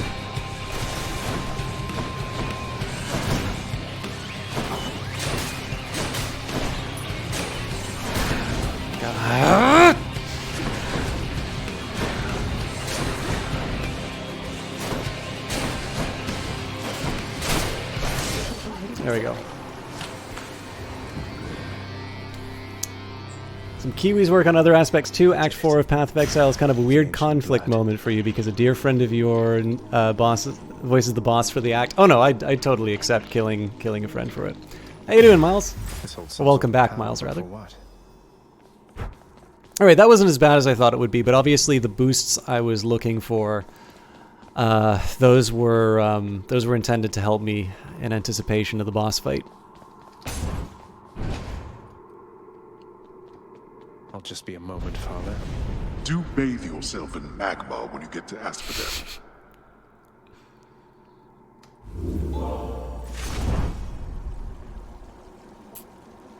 Okay, you guys are gonna have to accept my apologies here. Should let you know, Casual Nothing, I'm a big fan. If you do decide to get the game on Epic, I get a bonus revenue share. So if you're not planning on buying it, please, ignore that link. but I'm doing my bit to line my pockets. They gave a boost to anybody who's on the creator program. Obviously, if you buy it on Steam, though, that doesn't affect me. But if you do buy it on Epic, I want to get that link out as often as possible. And sorry to be annoying about it, but the thing is that if I don't do that, then I hear a lot of "I forgot to use your tag" stuff. So, but it is a really good game. Casual Nothing. It's still in early access, but the Discord is very active in terms of the development. And one thing I didn't know, I found out on this playthrough. If you go into the patch notes, that will actually show which changes were a result of community feedback. Okay, I've got 165, and I may want to buy something from a store with that instead.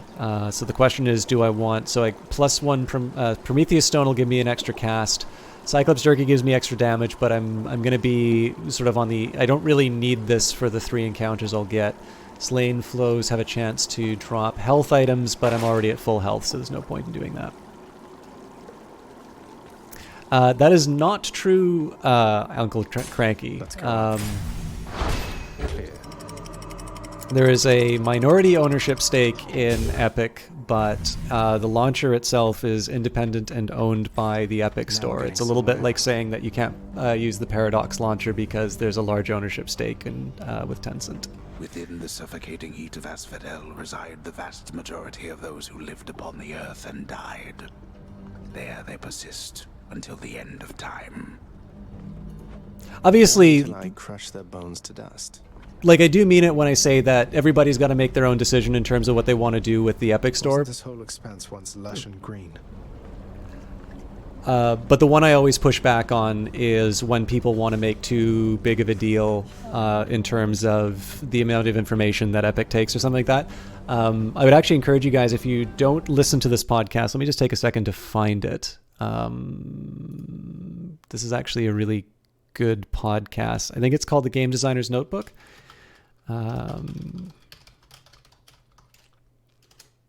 won't spend too long on this.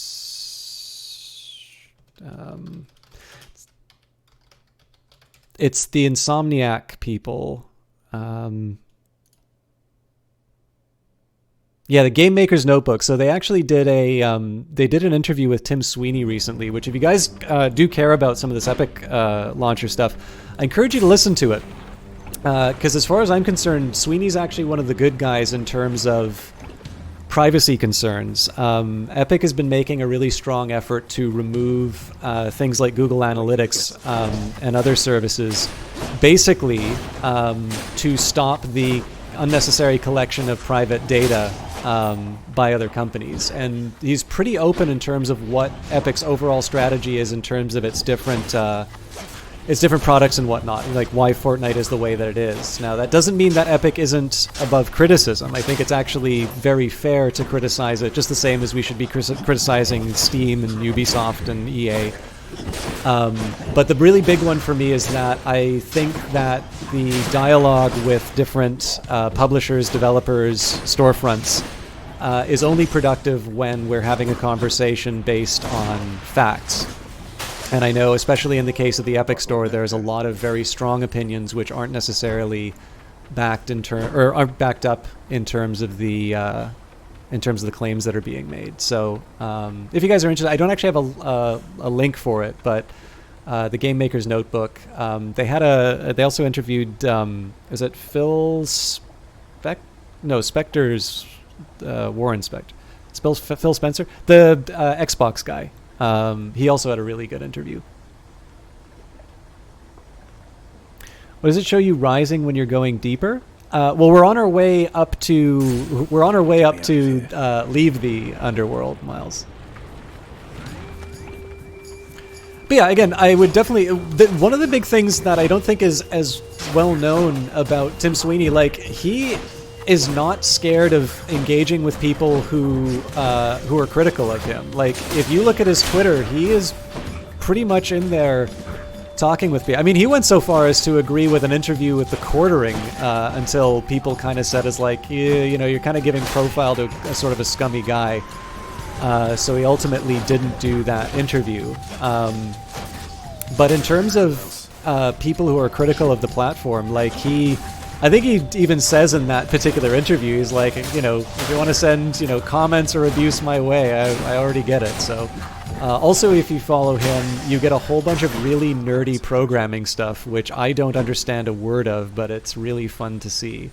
But like I said, the best I can really say is to hear people in their own words about what they're trying to do. And the Game Maker's Notebook is, I think, a very good podcast in general. But that interview with Sweeney in particular, because it came just after his DICE keynote, where he's talking about what the obligations of storefronts should be, and sort of the effort to try and lower the cost to developers. That essentially his feeling is that it's wrong that platform holders like Apple, Google, Steam are essentially making more money than the people who are releasing the games on the platforms. That might have been true back in the days when you needed to physically sell stuff, and you might have even been able to justify that.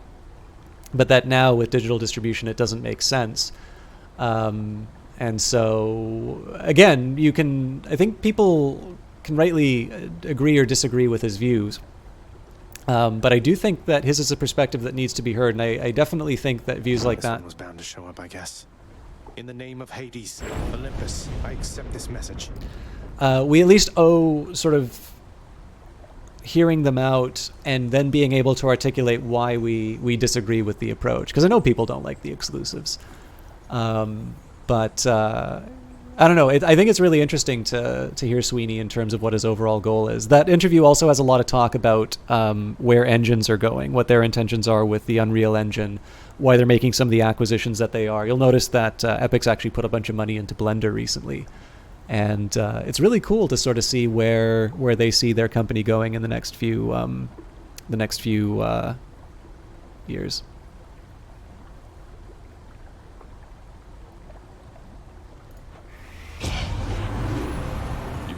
Fighting spirit in you there, I have to say. Most intriguing, and yet no surprise for someone born in hell itself. You come on out of there and tell me all about it. I'm a fellow student of death, you see.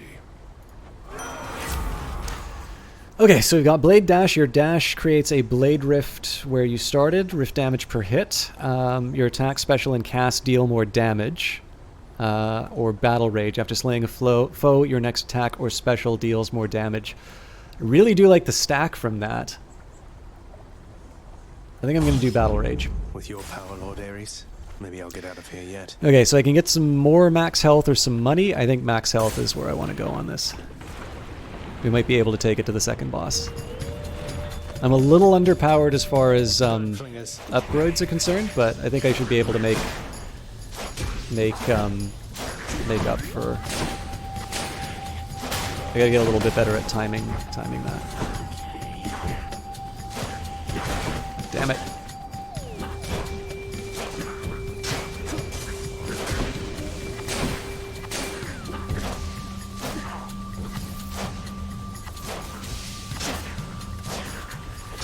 The big thing is, I think when I get my special off, I stun the enemies, so it stops their attack.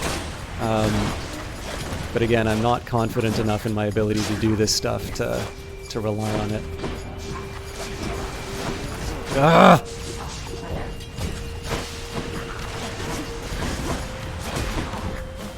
Ah. Slipping and sliding too much. Although I like the fact this guy's stuck on the flames. I wonder if that's timed.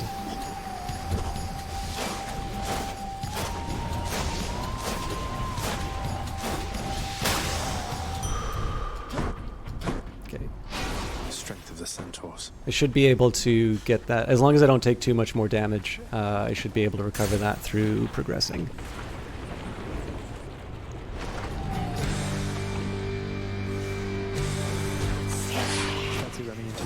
I also keep forgetting to apply the hangover. That's the whole reason I got it.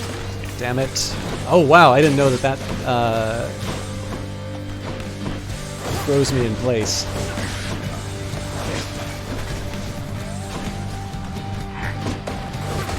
God damn it! I gotta be a lot more careful of her now.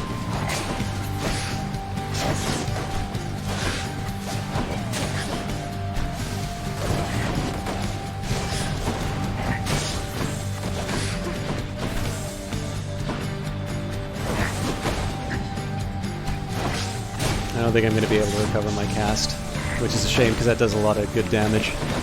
Okay, so much for that plan that I was going to recover my health back. I'm dead.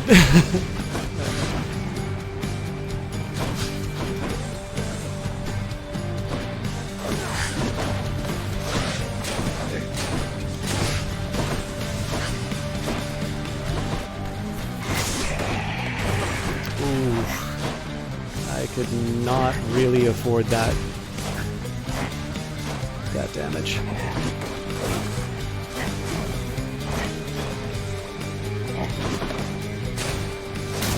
Okay. I mean, it's still grim. I'm going to be at 4 health for the next room, but there are similarities to Path of Exile here, and I think that's why I enjoy it. I like the art style a lot. Yeah, so I think one of the things that Supergiant has done very well, I think Bastion had its origins as them really liking Diablo-style games and realizing that they couldn't do Diablo. And so what they wanted to try and do was what Diablo Light might look like. I don't know if that's what the finished product turned out to be, but that was kind of the impression that I got from a designer notes, which is different from the designer's notebook. That's kind of the impression that I got. And like, this is definitely, I mean, Transistor is similar too, although Transistor definitely has that really interesting system of like being able to sync up your attacks. But this one definitely feels like a return to form. And like I said, I just think the idea of having the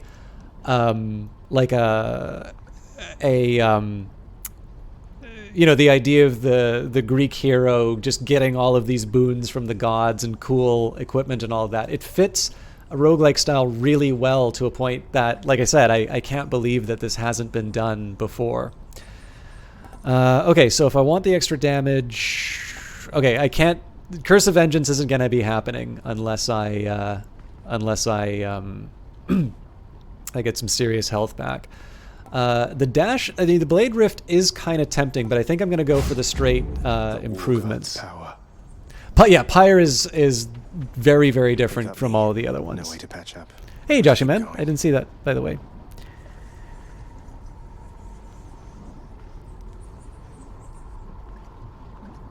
Yeah, I don't even know if Pyre's the weakest. I just think it's the most different from the other ones. I was always under the impression that it didn't sell as well, but that seems to have been wrong. Pyre seems to have done quite well.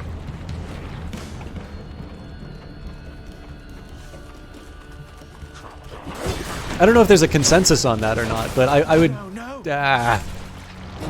Sorry, I shouldn't have been reading chat. I was at 4 health anyway. I would have died, but... But no, Pyre is definitely a really interesting game.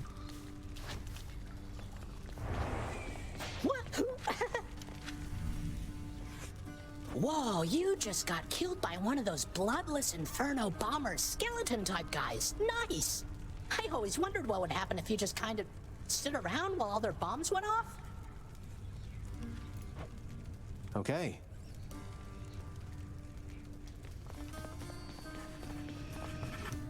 Father, what happened to the lounge?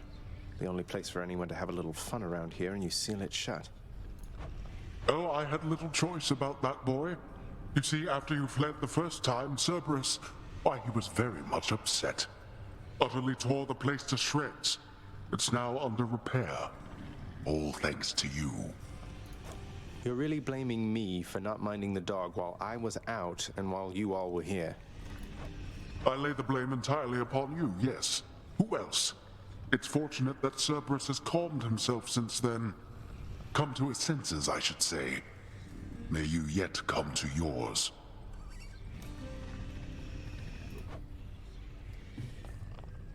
How you holding up, boy? Eating well lately? All 3 mouths full and happy?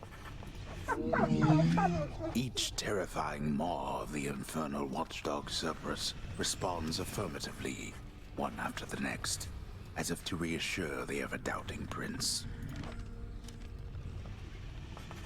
Oh, I didn't know I could gift it to Cerberus. Yeah, let's give it to him. Look what I got for you, boy. As one of Cerberus's heads receives the prince's gift, another muzzles something back into his hand. Thank you, boy. Old spiked collar. Okay, actually, You don't like it when I pet your other heads, huh? No. So what I'm going to try and do here, I don't want to spend too much time outside of the game, but now seems to be. I already did the link to the game, so I'll save you all the sales pitch. But I'm going to go to that the Derveni Papyrus to see. Okay, so let's see if we can find anything about Zagreus, or alternatively, we'll take some of the fragments, see if there's anything interesting. So the introduction that this book, again, this is Pre-Socratic's Reader, Selected Fragments and Testimonia, 2nd edition by Patricia Curd, with translations by Richard McKirahan and Patricia Curd. I don't know who translated this one. But the description here, the Derveni Papyrus columns 4 through 26. The Derveni Papyrus was found in 1962 by workers constructing a highway in northern Greece near the town of Derveni. I'm just going to try and move back so that Hades doesn't talk over.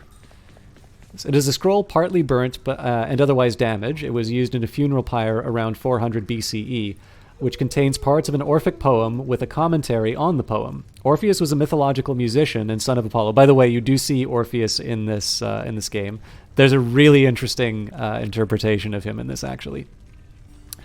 Orpheus was a mythological musician and son of Apollo who went to Hades and returned. Orphism is based on this myth, and central texts of Orphism were based on material that supposedly went back to Orpheus himself. A fundamental belief was that the soul is immortal and undergoes transmigrations from one body to another. Following the Orphic way of life, after undergoing initiation, was supposed to bring eventual freedom from transmigration and release from punishment after death. The Derveni Papyrus combines an Orphic theogony similar to Hesiod's, along with a naturalizing explanation of the Orphic poem. So Hesiod, or Hesiod, I'm not quite sure how to pronounce it, wrote a work called Works and Days.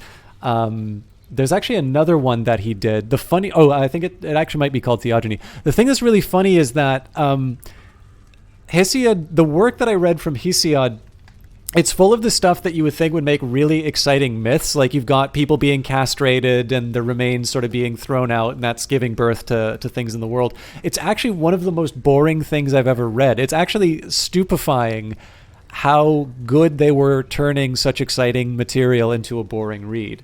So hopefully the Orphic fragments aren't like that. The footnote here, in the Orphic poem, there is first Night, who gives birth to Ouranos, the heavens. Ouranos rules but is overthrown by Kronos, who is in turn overthrown by Zeus. It is Zeus who is responsible for the present state of the cosmos. The author, who is familiar with pre-Socratic theories, interprets the theogony as an allegorical cosmology, and in doing so quotes Heraclitus and offers explanations that seem to indicate familiarity with Anaxagoras and perhaps Diogenes of Apollonia. So Heraclitus, Anaxagoras, and Diogenes of Apollonia were what are known as pre-Socratic philosophers. These are people who were practicing what we've now come to know as philosophy, but one of the reasons why they are sort of considered pre-Socratic philosophers is with Plato you kind of have this you sort of see philosophy coalesce into this subject that we sort of know now, whereas some of the earlier philosophers before him, it's a little bit harder to put a note on exactly what they're doing. So a figure like Thales or Gorgias, we consider them today as part of the philosophic tradition, but there wasn't necessarily the subject as we really understood it at the time. And Plato's kind of this point that people pick as the starting one. Actually, I think Nietzsche went so far as to relabel them the pre-Platonic philosophers, saying that Socrates was actually the last in that tradition, and that it was Plato who altered what he was trying to say. Anyway, sorry, I need to stop editorializing here. The papyrus contains 26 columns of text, all of which are more or less damaged. The first 3 columns contain practically no legible material, and so our text begins with column 4. Footnote number 2, McKirahan describes it this way. Imagine a rolled up newspaper partially burned in a fire whose outer pages are destroyed, as the top and bottom of the remaining pages in which the fire, heat, and subsequent handling have created holes of varying sizes. The author weaves together quotations of parts of the Orphic poem with his commentary. So first thing I'm going to do is actually see if the index has any references to Zagreus. I'm going to guess no. No. So I'm going to take a quick look here.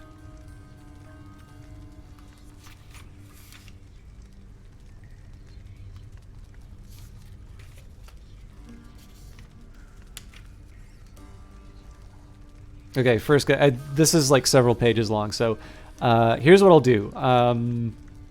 Column 4, 5, and 6 have...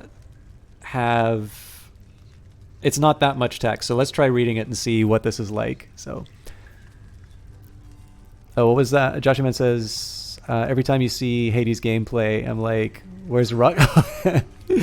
It's been a while since I played Bastion. Uncle Gang says, suggested etymology for Kerberos may come from Proto-Indo-European word for spotted. Hades named his infernal guard dog Spot. I did not know that. That's cute. Note on the text, McKirahan uses conventions of 3 dots and square brackets to indicate gaps in the text. 3 dots indicate a gap that he does not attempt to fill. Square brackets indicate supplements that seem likely. Question marks indicate supplements that are less certain. Angle brackets include material that is not in the Greek and is added for reasons of style. Parentheses are used for Greek words and English synonyms. So what I'll do here is when there's a gap, I'll read it as is. When there's a gap, I'll say gap, and then I'll just read the rest as if that was what the document was. I mean, these are why these scholars do these translations. So, column 4. In the same way, Heraclitus, using as evidence things that are common, overturns things that are private, saying, like an astronomer, the sun, gap, by its nature, is the width of a human foot, not exceeding in size the limits of its width. Otherwise, the Erinyes, the ministers of justice, will find him out, gap. Column 5. For them we enter the oracular shrine to inquire for the sake of those who are seeking oracles, whether it is right, gap. Why do they disbelieve the terrors of Hades? Since they do not understand dreams or any of the other things, what examples would be the grounds for their belief? For overcome by error and pleasure as well, they neither learn nor believe. Disbelief and failure to understand are the same thing, for if they neither learn nor understand, it is possible that they will believe even when they see gap, column 6. Prayers and sacrifices propitiate the souls, and the incantation of the Magi is able to remove the divinities that are in the way. This is a really awkward wording. And the incantation of the Magi is able to remove the divinities that are in the way. Divinities that are in the way are the enemies of souls. For this reason, the Magi perform the sacrifice as if they are paying a penalty. On the offerings, they pour water and milk, and from these they also make libations to the dead. They offer countless round knobby cakes because the souls too are countless. Initiates make preliminary sacrifice to the Eumenides. The Eumenides, I believe, are the Furies, in the same way that the Magi do. For the Eumenides are souls. On account of these things, anyone who is going to sacrifice to the gods first must sacrifice a bird, gap. All right, so the drawback here, it seems like the first part of it, so it seems like the poetry part was burned away at the top, so I was reading all the commentary. None of that made any sense, but... Achilles on break, I guess. Neat. I didn't realize Achilles went away.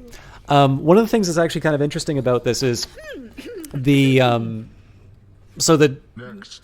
we talk about the Orphic poems, like probably what you get from that fragment is less about what's contained within the Orphic poems, but it's kind of interesting to see that the source material that you see, like people were writing commentaries about that, and it was there was an entire religion to it which was attached. So I guess the way I could imagine is like take some of the stories that you would think from the Bible, but then somebody actually taking, think of maybe some intellectuals that you might be interested in. Maybe, somebody you might read in the New York Times, or, somebody you maybe had to study in a class or something like that. I'm not going to pick individual figures for risk of offending sensibilities. It's a very serious attempt to engage with these myths as a way of properly understanding the way that the world works. And it's especially interesting because, of course, when we read this sort of stuff here, it just makes for really cool stories. But commentaries like that, again, because of all of the fragments and the fact that it's a scholarly work, there's a lot that's left for the interpretation of the reader. But this is one of the things that's so interesting about Supergiant, like really taking the subject matter seriously, is that while obviously Zagreus, they're taking the poetic interpretation of him, the stuff that Supergiant's reading for this probably includes some of these commentaries and what it means towards this particular worldview, which has sort of been lost to us.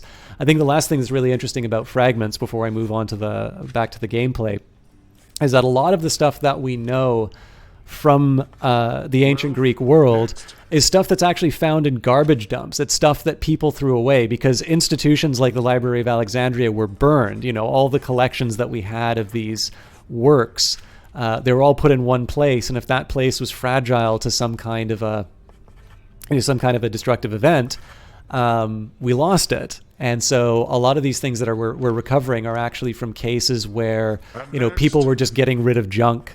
In fact, Diogenes Laertius are basically, people kind of think of them as like lecture notes, and yet that's a major source where we've learned stuff from. So who knows? One day your class notes might be used for an understanding of the world in the 21st century.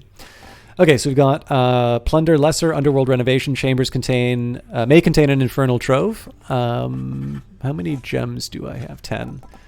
Underworld renovation exchange keepsakes between regions. I think we'll do lesser plunder. The ever-shifting chambers of the underworld ought to be a little livelier with this.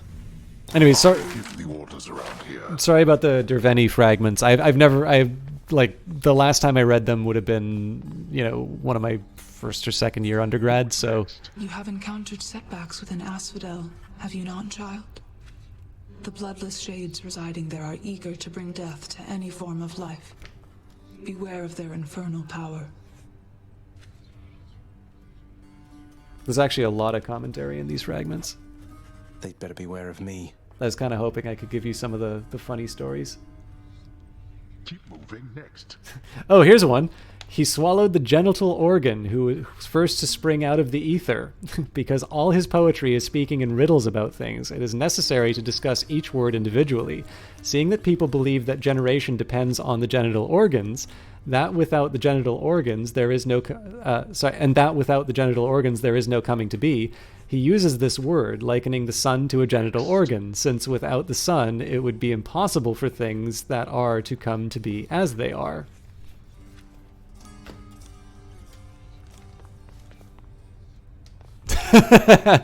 Moaning and groaning.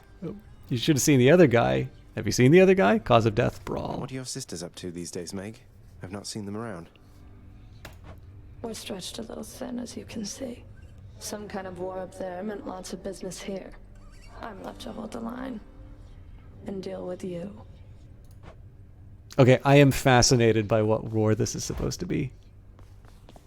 Alternatively, lol, what if the sun was a dick?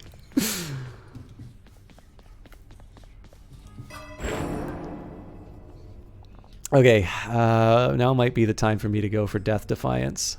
No, but I finished my bow run for now, so I should actually be going for Shadow Presence, knowing that I'm probably going to be sneaking up on some people. Ready, I think.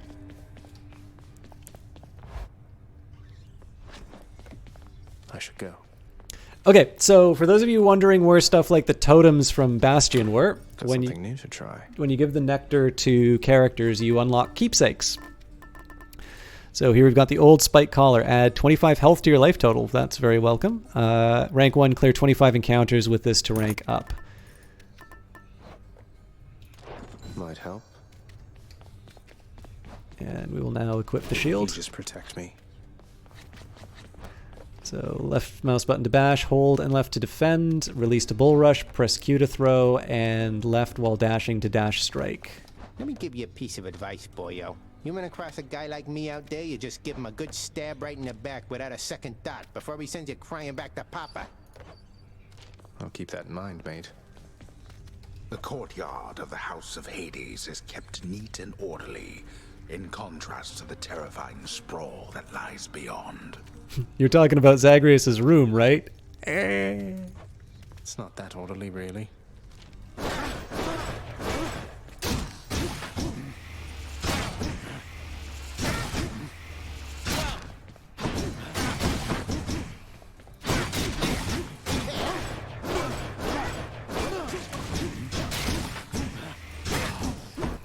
Oop. A little too worked up there.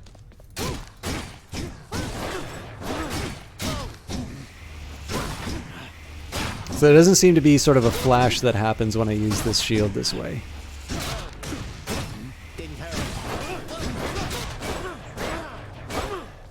So another neat thing about the... So I think what you can do is you can throw it one way and you... Oh! Wow! So that... Oh, that's a good thing for me to know. So if I throw it off, it winds up doing... So this is a front attack for 15, but then I bounce it off the edge and it gives me the back stab. Cool. Bye, everyone.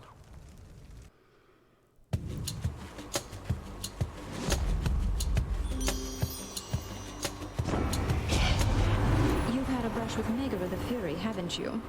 Oh, I know a thing or two about that one. Though lately we Olympians no longer mingle with those living in the underworld. You're the only exception. Okay, Heartbreak Flourish, your special deals more damage and inflicts weak. So that's the one where I throw the shield.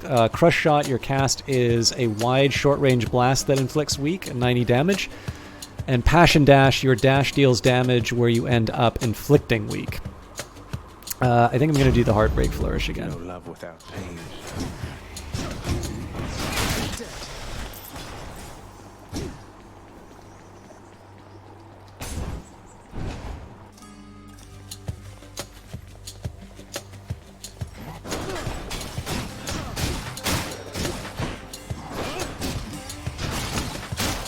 Okay, this shield's pretty awesome.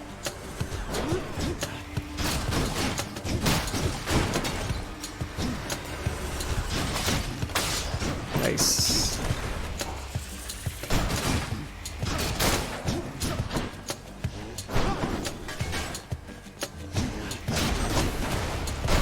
I'm kind of curious how the blocks work, but I don't really want to find out except through chance. Okay. I do like going for more max health if I can. We're already a bit higher on health because of Cerberus's collar, but it's hard to see any drawback to doing more.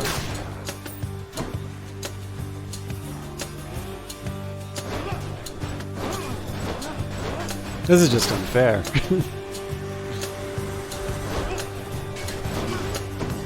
Oops.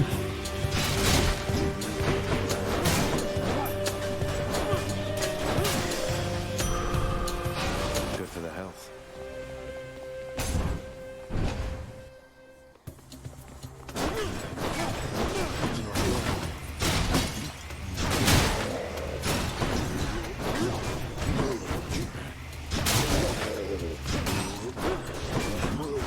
I was really trying to get the backstab on that one.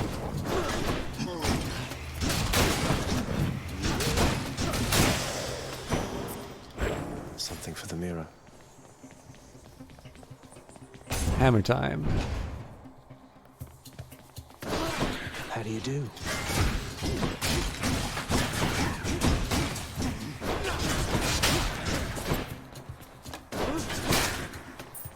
Yeah, so it doesn't even matter where you throw it, it just winds up taking out whatever you want. So the boss I've made it to is it's actually a duo. I think they were added in the... I think it's Theseus and the Minotaur. I actually think it is Theseus and the Minotaur, now that I think of it. I could be wrong, though. But yeah, there's a...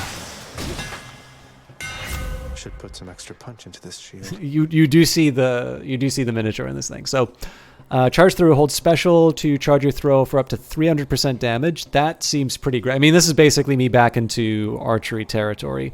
Your special can strike up to 3 additional foes before returning, and your dash strike deals 50% damage in a larger area. I can definitely see dashing wallop because I do tend to use a lot of dash strikes, but charge throw seems ridiculously powerful. And I'm going to try and take advantage. I got to go for the extra nectar. I don't exactly need another... some nectar there. I don't exactly need another keepsake right now, but it seems nice to get the collectibles early. A place of calm and respite, whilst perhaps unimaginable in the underworld, occasionally is to be found, in fact. And not a moment too soon. So this is, yeah, actually I'd rather have found this a little bit later when I needed the health. But this is that room that we unlocked earlier. So you can get the Palm of Power, or... Okay, I gotta go for Dionysus. Oops.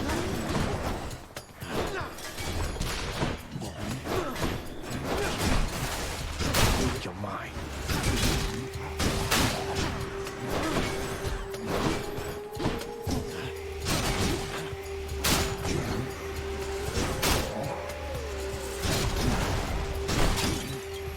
So not really getting the promise of the backstabs, but...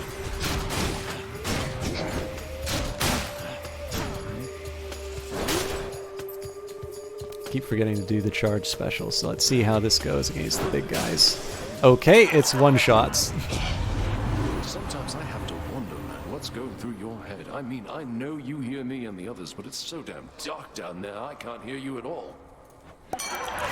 Okay, trippy shot. Your cast lobs a projectile that bursts into a festive fog for 5 seconds, wafting fumes briefly stun foes in the area every 0.5 seconds. Your dash causes hangover several times near where you started, and gain health every time you pick up nectar. Receive 1 nectar now. I gotta do drunken dash in this case. Cheers to that. Now I've got 60 obols.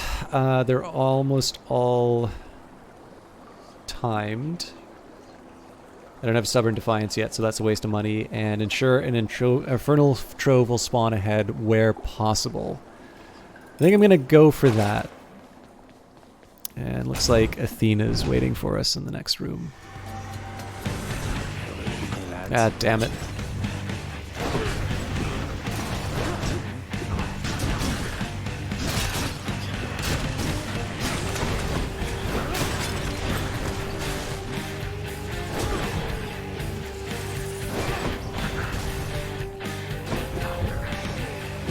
I'm trying to inflict the hangover. It turns out it's a lot harder to do than I thought.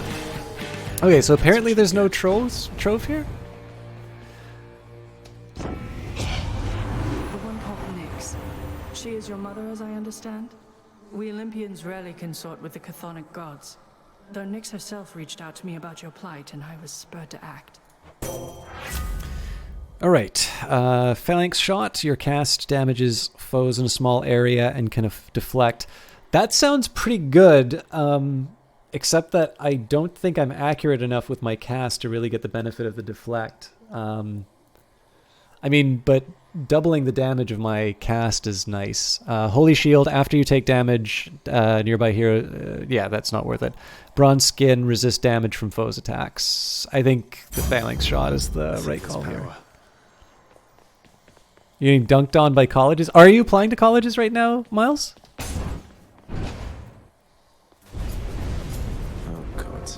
Come forth, wretches, and stop this meddler. Got their attention.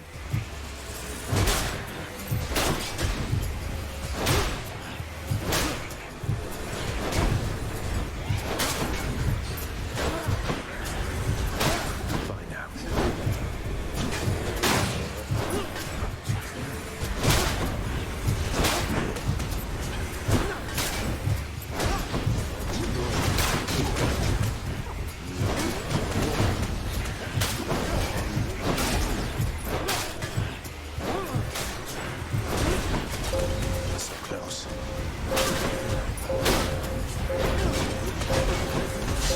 Oh, I can't believe I went on the spikes.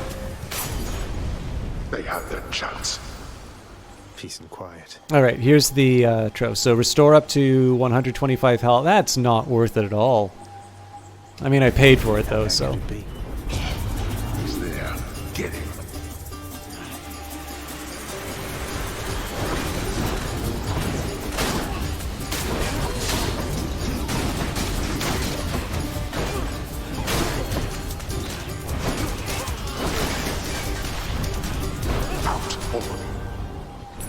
There we are.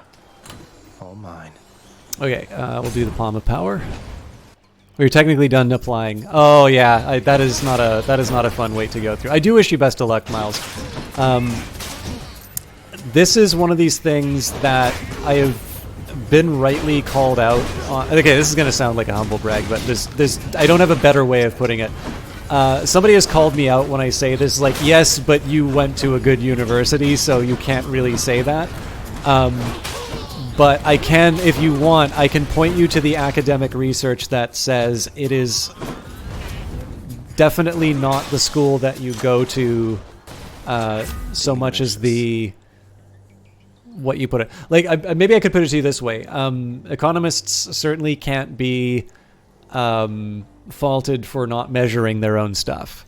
And there's a paper that notes the surprising lack of success for people who are not at the top of their classes in top tier departments. So like if you're at the top in Harvard, you tend to go on and have a very good career as an economist in terms of, you know, citations and whatnot.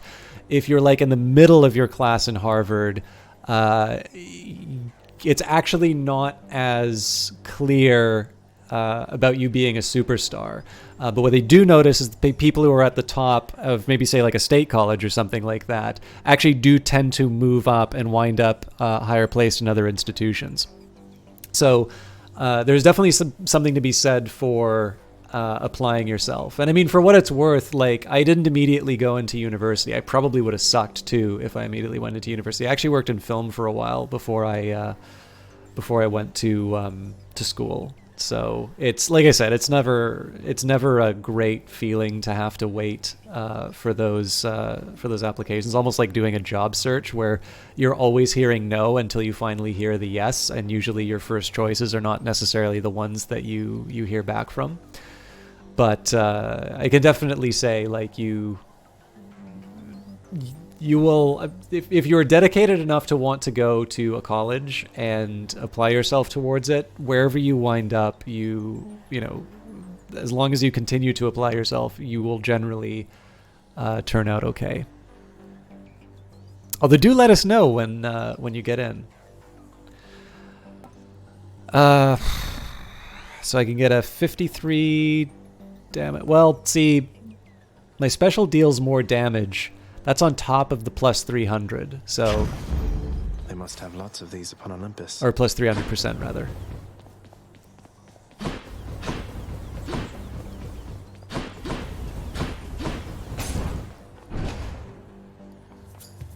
Witches.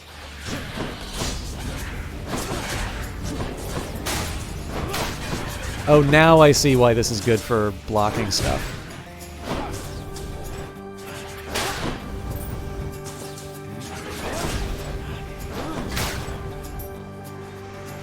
I actually know how I'm going to use that against Meg.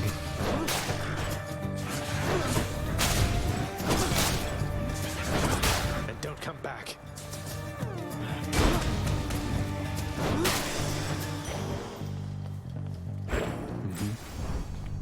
Okay. Gems might be welcome. Well, see, I also need the key for the spear.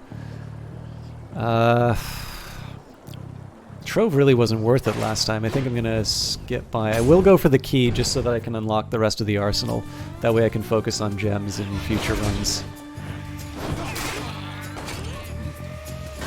The thing is, if I wind up beating Meg with the shield this round, then I'm going to want another weapon, so I want to prioritize keys where I can.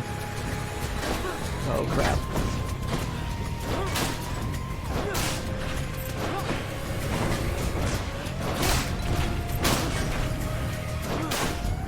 I'm not using the hangover nearly as much as I should, but... The good news is that the shield is doing a ridiculous amount of damage. Oh, this is gonna suck!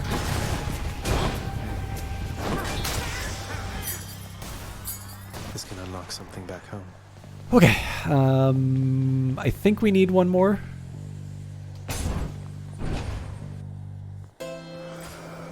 Look at all this.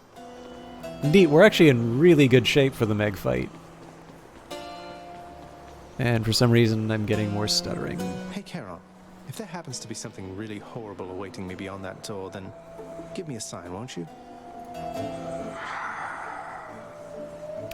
So, one thing I've noticed in the art style, so Nyx, I think, had a very similar portrait like this. The thing is that most depictions of Charon tend to be this hooded figure. Obviously, the model doesn't quite match the drawn character, but I'm curious how much it's going to change in a future patch. Great. Charon, you've been such a reassuring sight, I thought I'd offer you a token of my gratitude.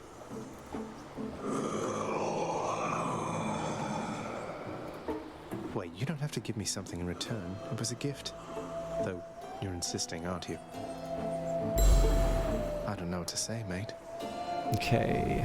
I can afford both the palm and the darkness. I think I'm going to do that just in case I bite the dust. So I can get a 50% increase. See, this is a really tough one. I think I'm going to do the phalanx shot just because this will be a particularly good one against Meg for reasons that'll be apparent in a minute. And then obviously getting the darkness just in case bad things happen. And there you are again. Lord Hades ought to lock you up rather than let you run amok in his domain like this. I'm sure he'd welcome all this feedback from you, Meg. Or maybe you're just pining for my father's job. I have no envy for your father's position. Besides, I happen to enjoy my own responsibilities.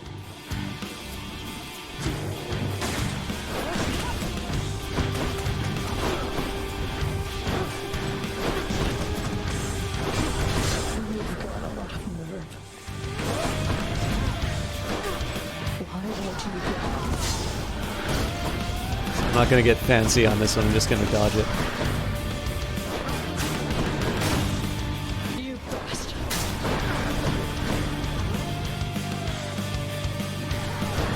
Oh, screwed up.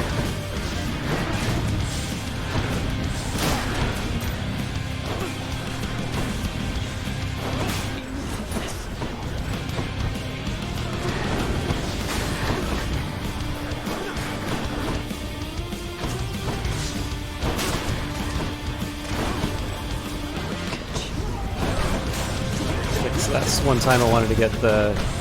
Oop. I shouldn't be as close to her. That's where I wanted to try and get the... I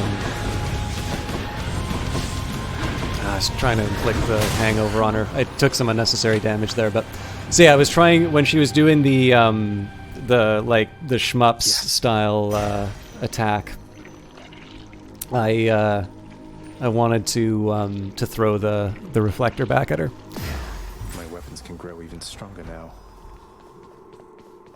So if I can, I'd like to get some more keys, just so that we can secure the spear if I haven't already. But overall, we're in good shape. Here's to a pleasant voyage up in Asphodel. I can't afford anything. Do I want any of them, though? Not really. Not enough to sell something I have in my inventory. Up we go then. In the bag. I don't know what the also hi Tall Man Alive. I don't think I said hi to you yet. Change of scenery at least. I actually don't know what the crossover with the... I'm pretty sure the singer from Bastion has a song on this one, but I actually don't know what the crossover is with the other voice actors. I wonder if there's more dialogue on this. The bloodless lie in wait out there, I guess.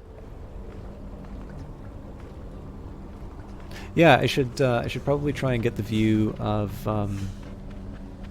Tartarus as well. Ooh, max health. This will be good.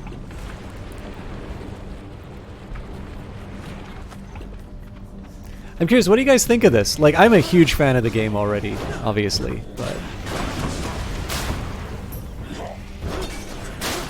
I'm curious if this is just me purely enjoying it myself, or if this is a fun one to watch. They're slowing down.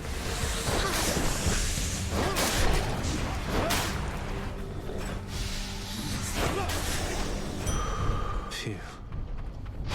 Better.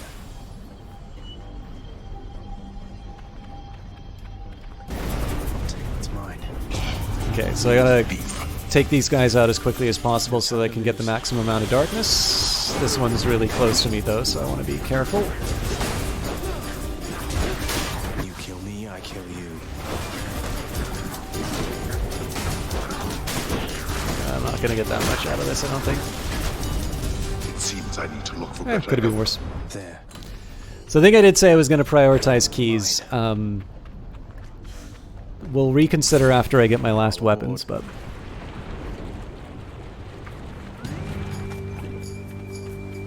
Inferno bombers.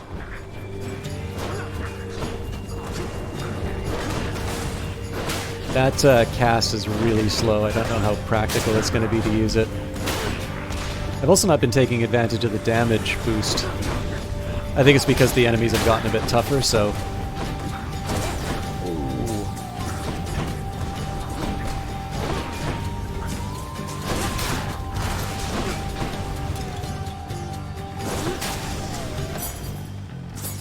Key to a weapon. I just want to make sure there's nothing I can buy for... Oh, there is. I think I'm okay without buying... Well...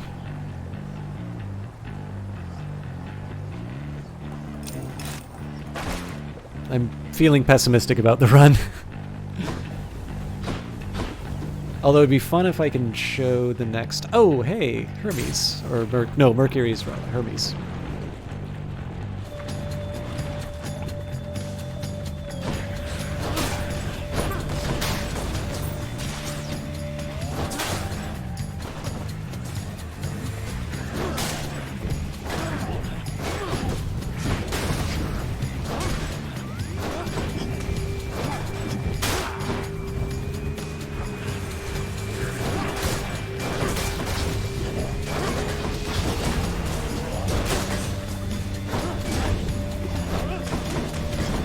I haven't even used the block recently.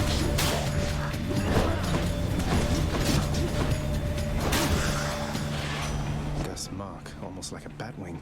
It's a really good game, Superstein. Welcome, by the way.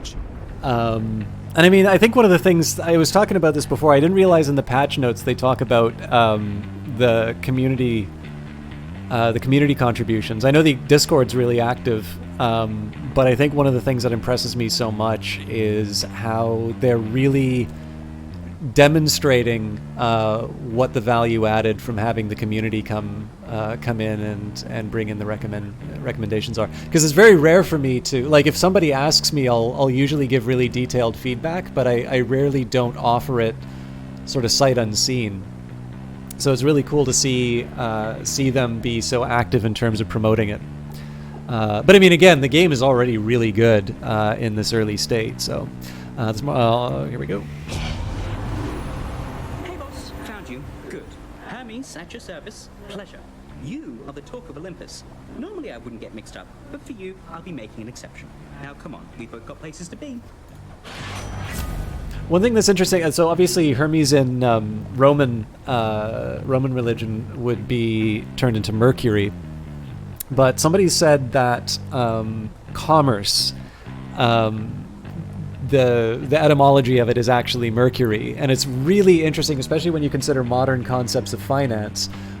So much of trade and commerce is based on information, and so to have the messenger of the god be the root of the idea of, you know, merchant commerce, the ability to trade, financial markets, is a particularly insightful view of the practice. I have no idea if that's true or not. It's one of these things that's too good to check. Okay, so we've got greater haste, 20% fast, cast is 20% fast. Oh, that would be really good, actually, because the current one is quite slow. And alternatively, auto reload. I think flurry cast is the answer here. Appreciate the lift, Lord Hermes, sir. Now let's go. This is your first time playing, or did you start a new? I started a new game for the purposes of this stream. Although, to be perfectly honest, I haven't got that far in the game. I've beaten the. I've gotten to. I think it's Theseus and the Minotaur. I can't remember the name of the. It would make sense that it's Theseus and the Minotaur, but then they might also be on opposite sides if you follow the myths.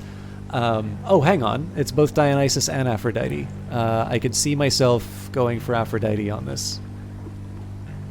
I can see myself going for Aphrodite in a number of ways, but Artemis would give me some good casts. Well, no, because it's special. Yeah, I think I'm going to try Aphrodite. Yeah, so I've made it to the king and the bull, but I've not beaten them yet, so...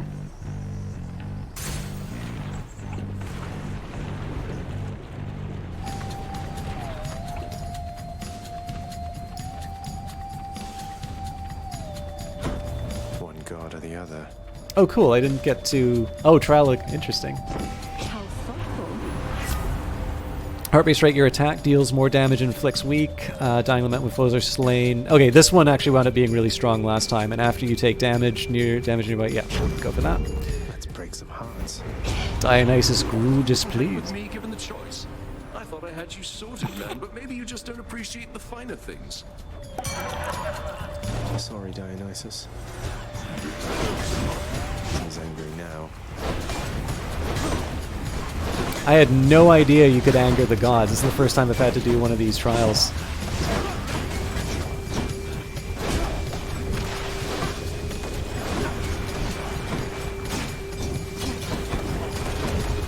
I should try my cast at some point to see how much faster it is. Damn it. Where is this jerk? Not that much faster.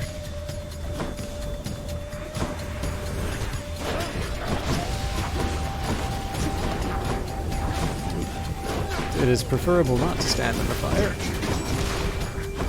Alright, perhaps melee range is not the done thing against these guys.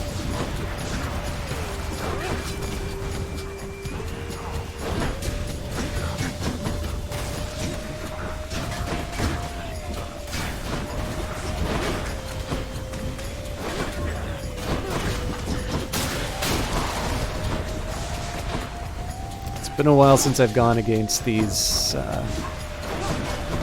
nasty fellows, so that's a lot more damage than I should have taken. Appreciate your understanding there, man. So let's just avoid this little shake-up next time, yeah? He's an angry drunk. Yeah, actually, just ask Orpheus. Oh, he's just, okay. I'm slightly tempted. Nah, let's do Drunken Strike. I don't use the main attack that much, but I really do like damage over time. Life Essence... Yeah. And I'll do the palm.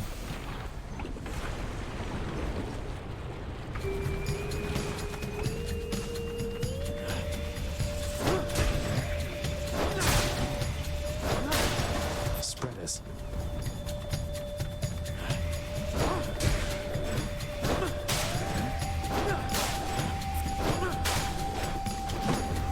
It's basically just like having the bow again.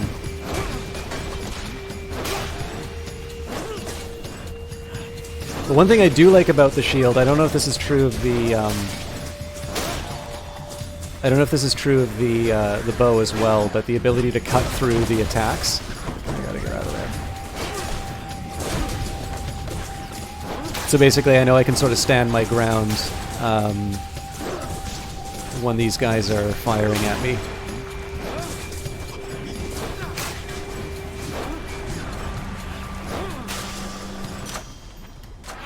So,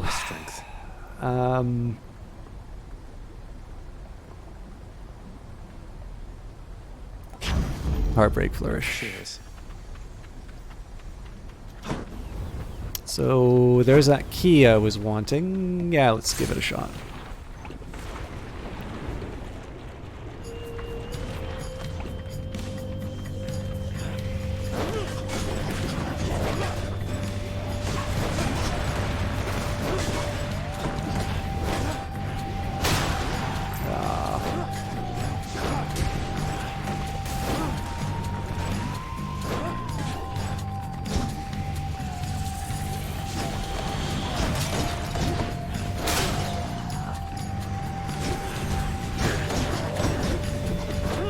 So again, I'm not going to oppose getting some hangover. It's just I tend to put myself at a bit of risk when I go up against these guys in melee.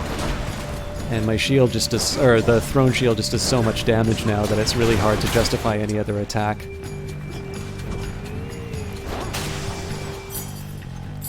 Should be useful. Oh, I didn't know I got 2 keys out of that. Okay, Mars can give me some bonuses to my attack, and I don't have that much money, so...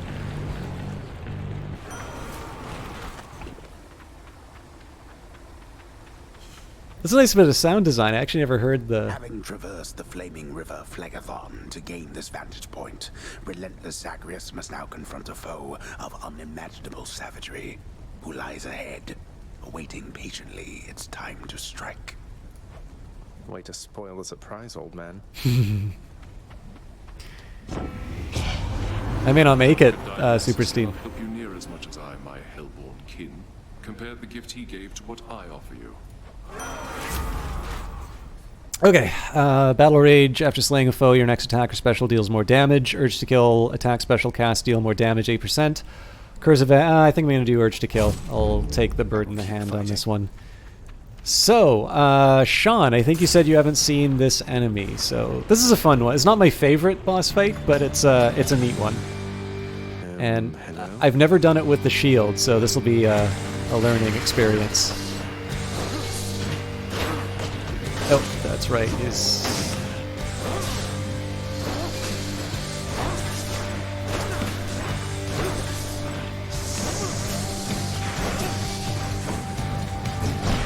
Hi, guys. Oh god, this is so much more damage.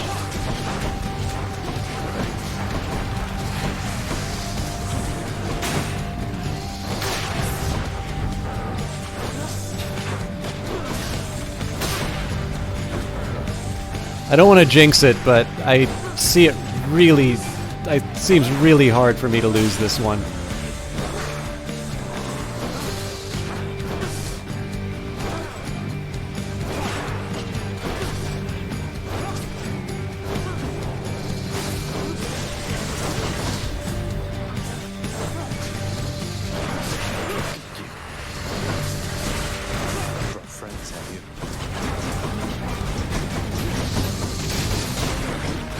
So again, I kind of want to try and get the damage over time on these things. It's so hard to justify because it does so little compared to throwing the shield around. Oh, I screwed that up.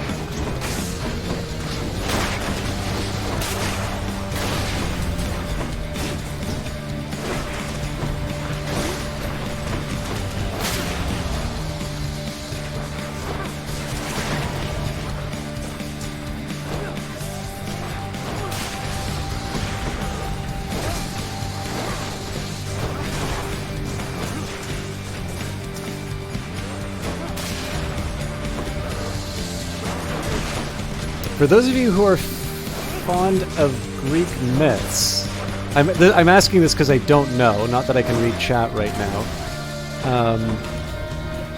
Was it Theseus or Jason who wound up marrying Medea? I feel like it was Jason.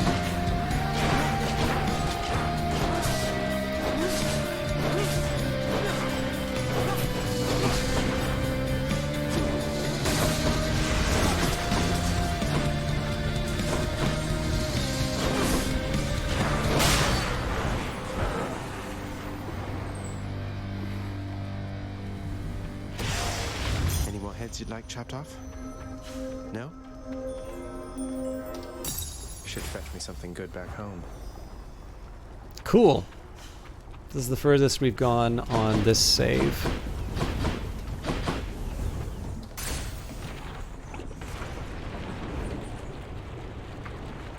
It was Jason? Cool. So not related to the guy we'll be going up against next. I'm going to assume that we will die very quickly, so... Well, but there's not a whole lot for me to do here, so I'll at least take the Ignited Ichor. I have a feeling that that's just going to make me... It's going to give me a dependency on a faster move speed that I'm going to miss in 3 encounters, but... The flaming river escalates the hidden stair toward the most well-guarded, splendorous environment within the underworld. The heavenly Elysium, home eternal to the greatest souls which ever lived. So one thing that's neat about this one is there's some... They're friendly, right? there are some enemies who regenerate on this one. Done.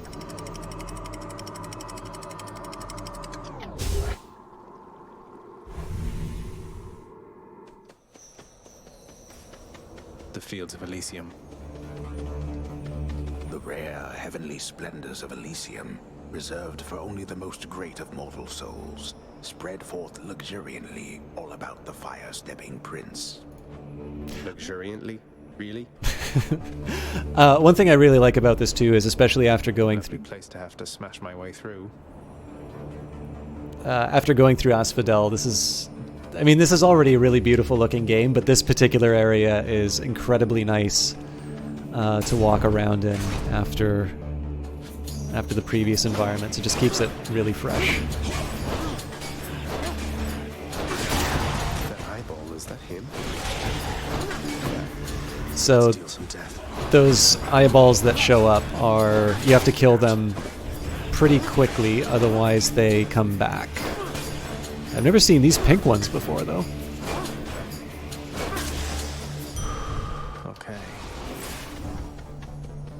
Okay, more palm, or... Ooh, I wonder what Daedalus will give me.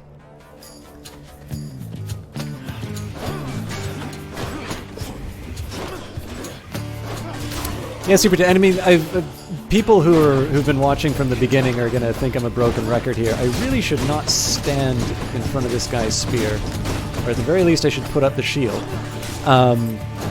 But I think one of the things that really impressed me about this game from the very start was the fact that if you think about Greek myth and the idea of these heroes that just get laden with all this cool, all these cool artifacts, all this loot, like, this is a style of game we're really familiar with, right? Like Diablo, pretty much any roguelike has the elements that we're really familiar with from Greek myth.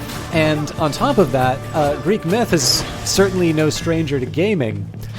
And yet a roguelike where you play some kind of Greek hero and wind up... I'm just trying to see if there's anything I can buy in here. A game where you actually play a Greek hero, or admittedly in this case a god, and admittedly one of the deep cuts from the Orphic tradition. It's, I actually can't think of a game like this. It's one of these ones where it seems like it's an obviously good idea that nobody has picked up until now, so... Okay, so Breaching Rush, Bull Rush deals 400% damage to armor. That's actually not a bad combination. Bull Rush gains Power Rush that deals an additional 400 damage, or Bull Rush charges up faster. I think I'm going to go... So I'm going to be coming up against some guys with armor. I think this isn't a bad way of combining things. And it is tempting, so I'm not going to need a new keepsake anytime soon, but let's, I think I am going to settle for more nectar. And obviously when I say, like, obviously a good idea, I do not mean to imply... Oh, Jesus Christ, okay. I've only been here once before, I forget how these enemies act. There's obviously... It's a huge feather in Supergiant's cap for figuring this out. Like, I don't want to undercut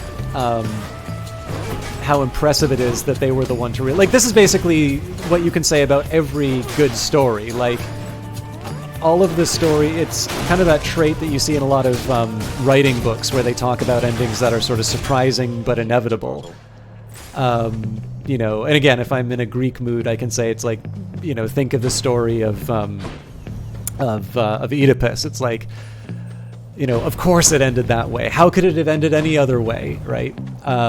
But the first time you hear it, it's like, oh wow, where was this thing gonna go? I think I'm gonna save my cash. Now the big question is if I want to try and buy something, or if I want to try and get another blessing, because I may wind up having to replace things. I'm gonna see what we can get from Athena though. Soul-sucking butterflies.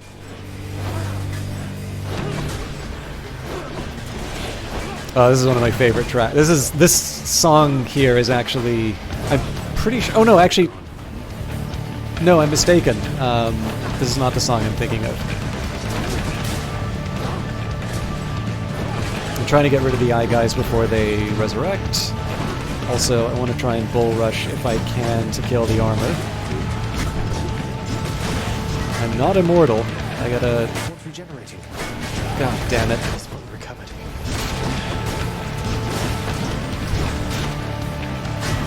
Gotta deal with eyes, otherwise I'm gonna be fighting forever. Oof.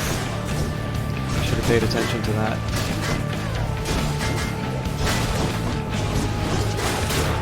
Okay, that was nice. Let's kill the eye, please.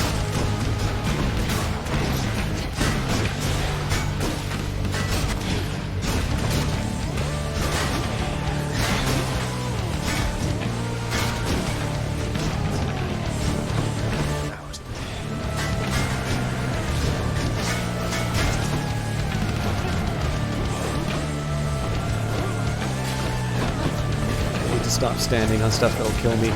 Oh, I'm losing so much health in this one area.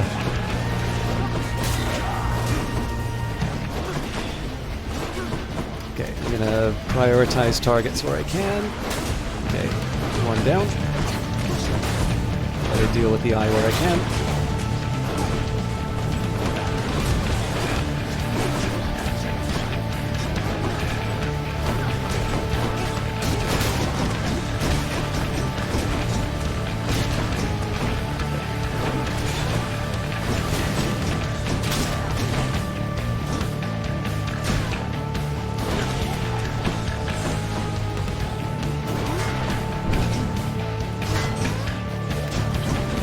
So these guys with the block are particularly nasty.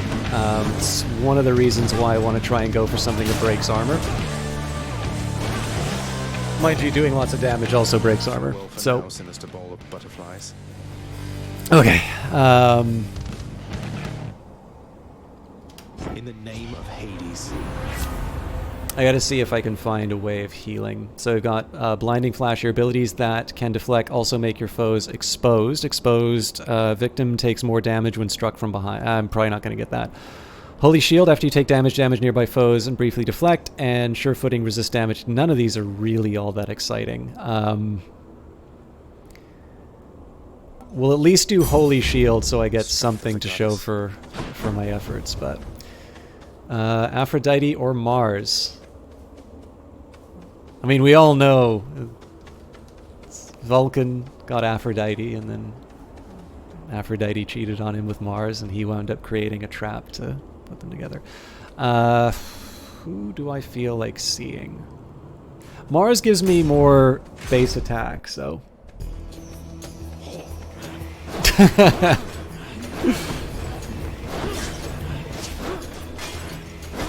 Oh, come on. That was regenerating. No, he's not.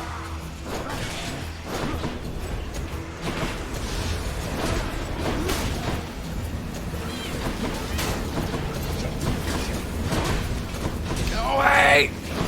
There. Shouldn't have stood near the spearman. Okay, gotta stop him from regenning. Wow, that regenerates fast. Lord Ares. Curse of Pain, your special inflicts doom, but I believe it replaces my existing. So it's, I mean, it's heartbreak. Oh man, this is actually a really tough one.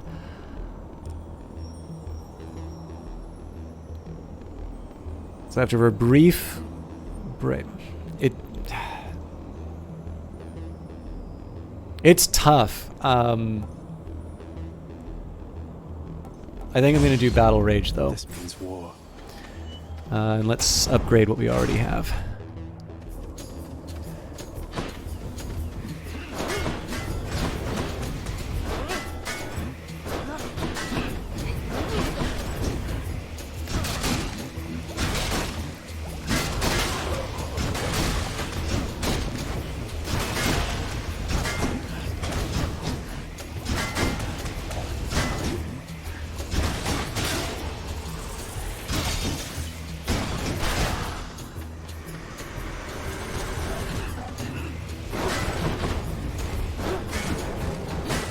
To remember to use my cast more often. This is one of the problems, is when I start focusing on one particular approach. Yeah, get away.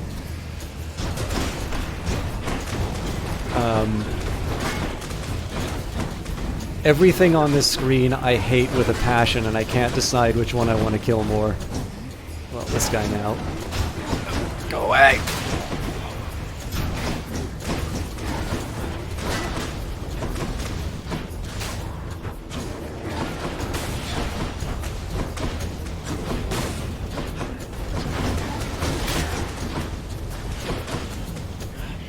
I got lucky with that explosion.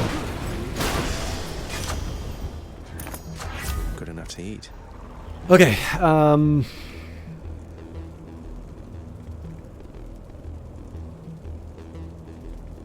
so I can get a 24 improvement to the death blasts, or I can get a 30% one-time bonus or I can get 36 on my cat. I think Dying Lament is something that's going to come up more often. So, and let's go. I partly want to do the extra max health here just so that I can boost up my own line, because I feel like we're getting close to a boss fight soon. All right, those arrows can go to hell. Well, so to speak.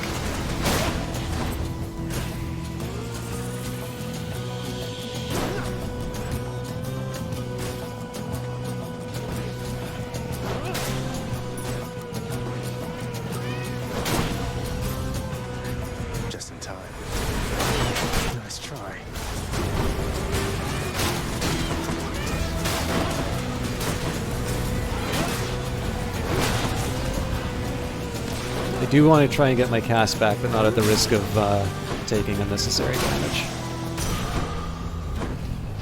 Alright, that's welcome. I did say I was going to go for more keys, so let's go for that. Long spears.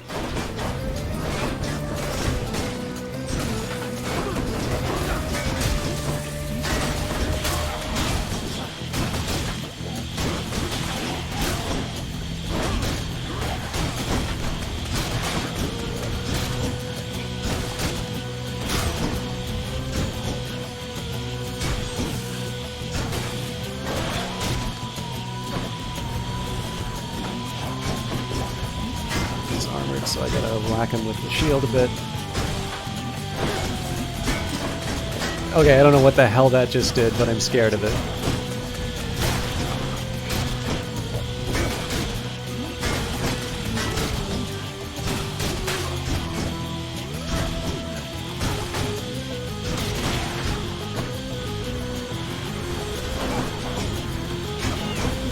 I'm honestly not 100% sure whether or not it's worth it for me to try and go for the shield breaks on these ones.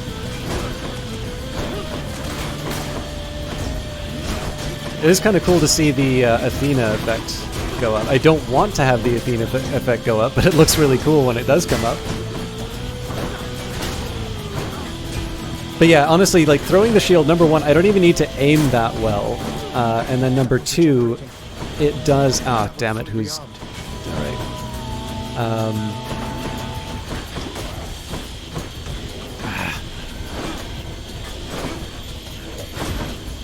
It's one of these cases where it seems to do enough damage that it gets through the armor, and I can handle...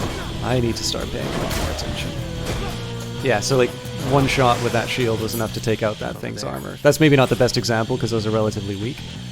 Let's go to the merchant in this case because I need some healing if I can get it. Always a pleasure, Charon. Anything for us to see?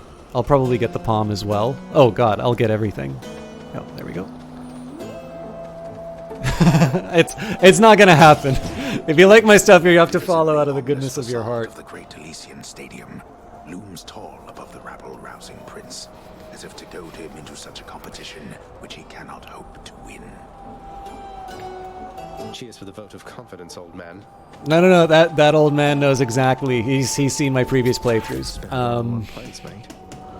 So, more base damage. You're difficult to track there in the depths, cousin.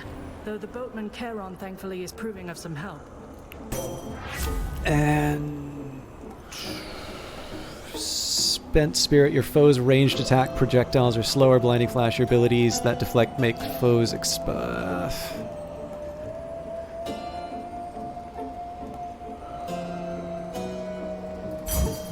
This won't be particularly helpful, but... So I did okay the first time I did this, but it was a totally different build, so...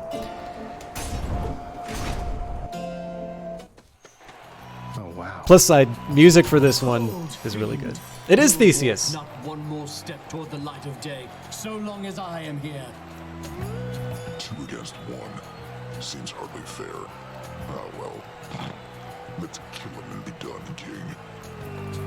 Theseus, the Bull of Minos, you two are legends. I'd be honored if we had a sporting contest here. A naked attempt to sway me from my convictions. Defend yourself, you blackguard, and may the gods show you some mercy, for I shall not. So, Ideally, I stay as far away as possible from the bull.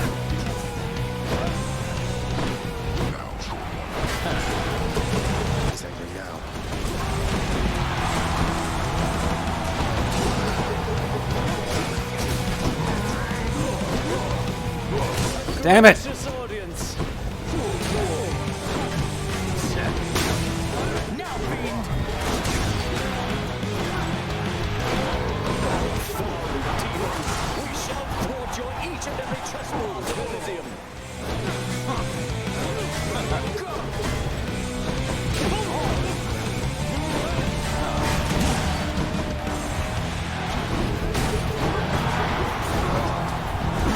I'm sure you've all figured out by now you do not want to get hit by that bull at all. Ah!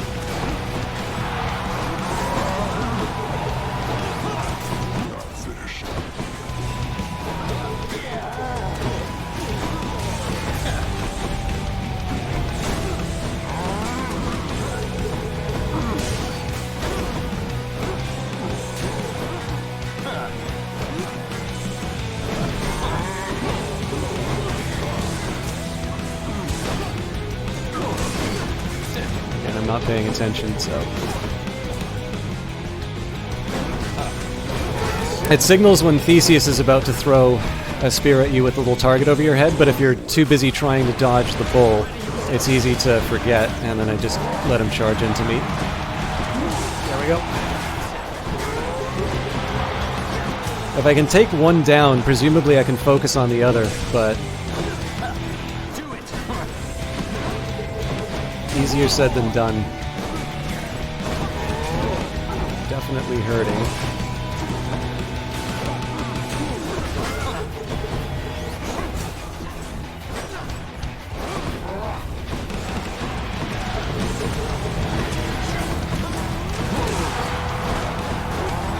I do like the crowd roar.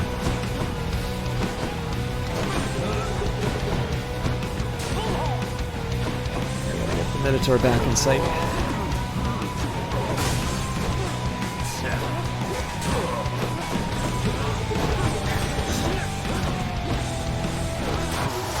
Nice. So I get a damage bonus. You're next, King.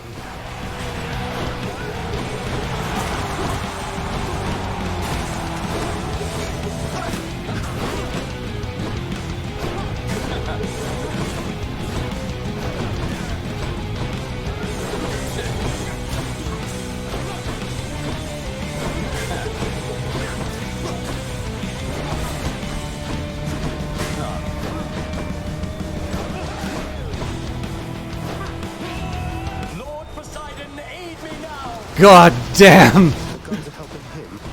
Cower uncontrollably, you monster. For there's naught else you can do against my might. I can't afford to be taking any more damage. Yeah, we're done. Vengeance is mine. Alright, well that's further than I've gotten in that run. That was fun. Oh, I want a rematch now. I would never want to belong to Thank you, Superstein. That's really kind of you. Yeah.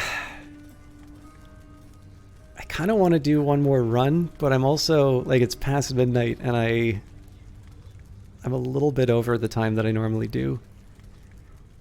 Thank you, Superstein. That's very kind of you. Shades of the dead mill constantly within the house, complaining of their woes and seeking audience from any who would listen. I think I'll buy the stuff. I don't think I'm going to do another run, though, and it's for the simple reason that if I get to Theseus and the Minotaur again, that's going to take longer than I really have for streaming, and if I don't make it to them, then it's a more disappointing run. So I think I'm gonna hold it off on there. But if you guys want to hang around and see the upgrades and whatnot, we'll move on. I am sorry to get the advertising side out of here. I think a lot of people who are in here already own the game, but I will just mention I am a member of Epic Supporter Creator thing. One of the reasons I'm doing this is that they have upgraded the revenue share. So if you do use that affiliate link, or if you type System Chalk when you buy the game, I do get more of the of Epic's part of the transaction than I normally would. I do want to stress, though, that this game is no longer an Epic exclusive. It is available on Steam. Both versions of the game get fully updated. It's much more important that you support Supergiant than necessarily me. But if you are kind of on the fence about buying it and you don't have any issues with the Epic Store, one thing you can do to help me out is if you do buy using that link. And it is also worth mentioning that Epic does have wish lists now. So if you're not fully convinced, you can wishlist the game on both storefronts and either signal to other people that you're interested in it, or of course get informed by those storefronts when they're ready to sell. I listen. All right. It's usually pretty quiet keeping watch over the pool of sticks back there, but it's sure been busy lately. Why, somebody else came through just earlier. You should have seen the look on my face when it wasn't you. I think we might have the bar unlocked, actually. So I am going to do the story stuff for sure. Glad to keep I'm just not going to do another run for those of you who are waiting for that. Megarod tells me that you surpassed her well out there. How utterly embarrassing for her, to say the least. I love what a bastard Hades is. I suppose you're going to punish her in some cruel fashion then? Oh, I've already seen to that, of course. You think she volunteered to deal with you? Nobody did. That's how ignoble a task it is. That's strangely comforting to know. Hey, Father, I thought maybe, here. Where did you get this? You think you can butter me up with such trifles? Give me that, and then get out of here. You're welcome, Father. You really ripped the lounge to pieces, boy? I hope you didn't get yourself in too much trouble. I'm sorry to have worried you like that. The guilt-racked monster Cerberus admits to committing the crime, expressing some remorse for having implicated the incendiary prince. Cheer up, boy. It'll be all right. You've always been there for me, boy.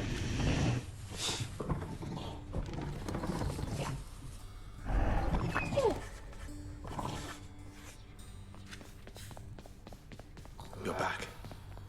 You're back. You'll get the hang of it out there, lad.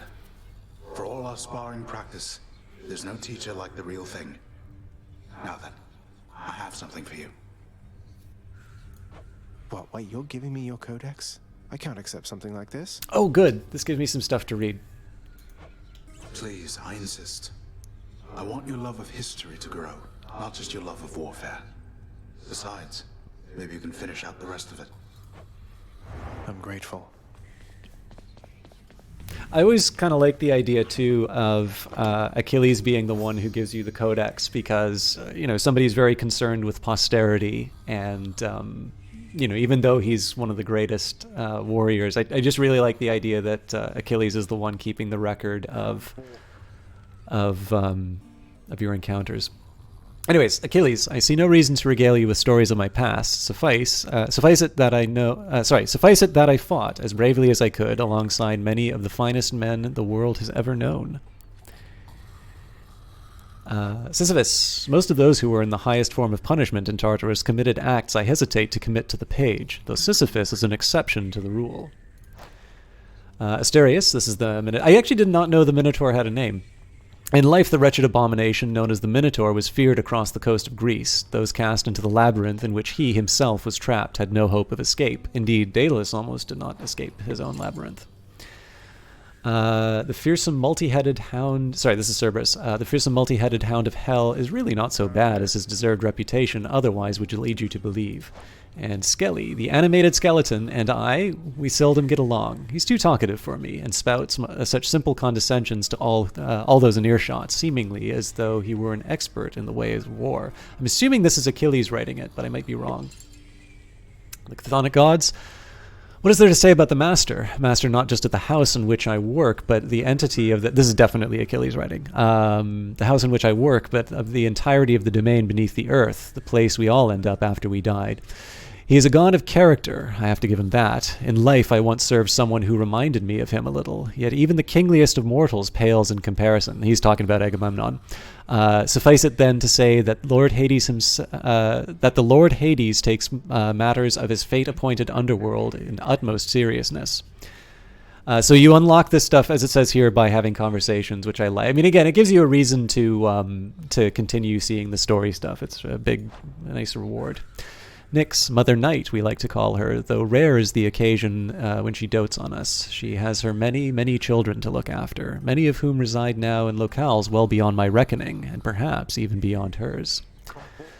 Zagreus, take one look at him, and I think any questions of his parentage are soon resolved. He never seemed to like it much there, growing up within Lord Hades' well-appointed house. One day I took him on as a disciple under orders from Lord Hades. The master worried that his heir lacked any firm direction in his life, and indeed Zagreus took well to the martial ways, and I am proud to say now that he was my student. Charon, the Stygian boatman, is a lot of things, although I am afraid he isn't much for conversation. I've tried, though perhaps not persuasively enough. Hypnos. It is said that sleep is the cousin of death. That turns out to be not quite correct, insofar as the two, in fact, are brothers, born to Nyx herself. The former of the two, we call him Hypnos. He whiles away half sleeping, watching over the pool of sticks in the foyer of the house, taking stock of those arriving in the master's domain or returning to it. Megara.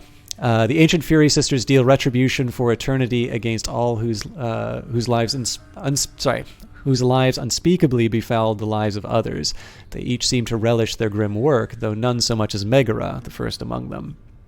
Again, we had reference to the Amenities, who are the same things in the Orphic fragments, but unfortunately it wasn't any of the cool myth stuff. Olympian gods. Zeus, the master of the heavens, god among gods, so much of my mortal life was impacted by him, and now, even in death, I serve his brother. I do not think that I have much to say for the Lord Zeus, which is not widely known already. Poseidon, the master of the seas, the Earthshaker, brother to Lord Hades and Lord Zeus, the Lord Poseidon. I am ever grateful that, while I was living, he was merciful to me. Down here, however, I must say I rarely feel his influence. All of us, we are beneath him now. Athena.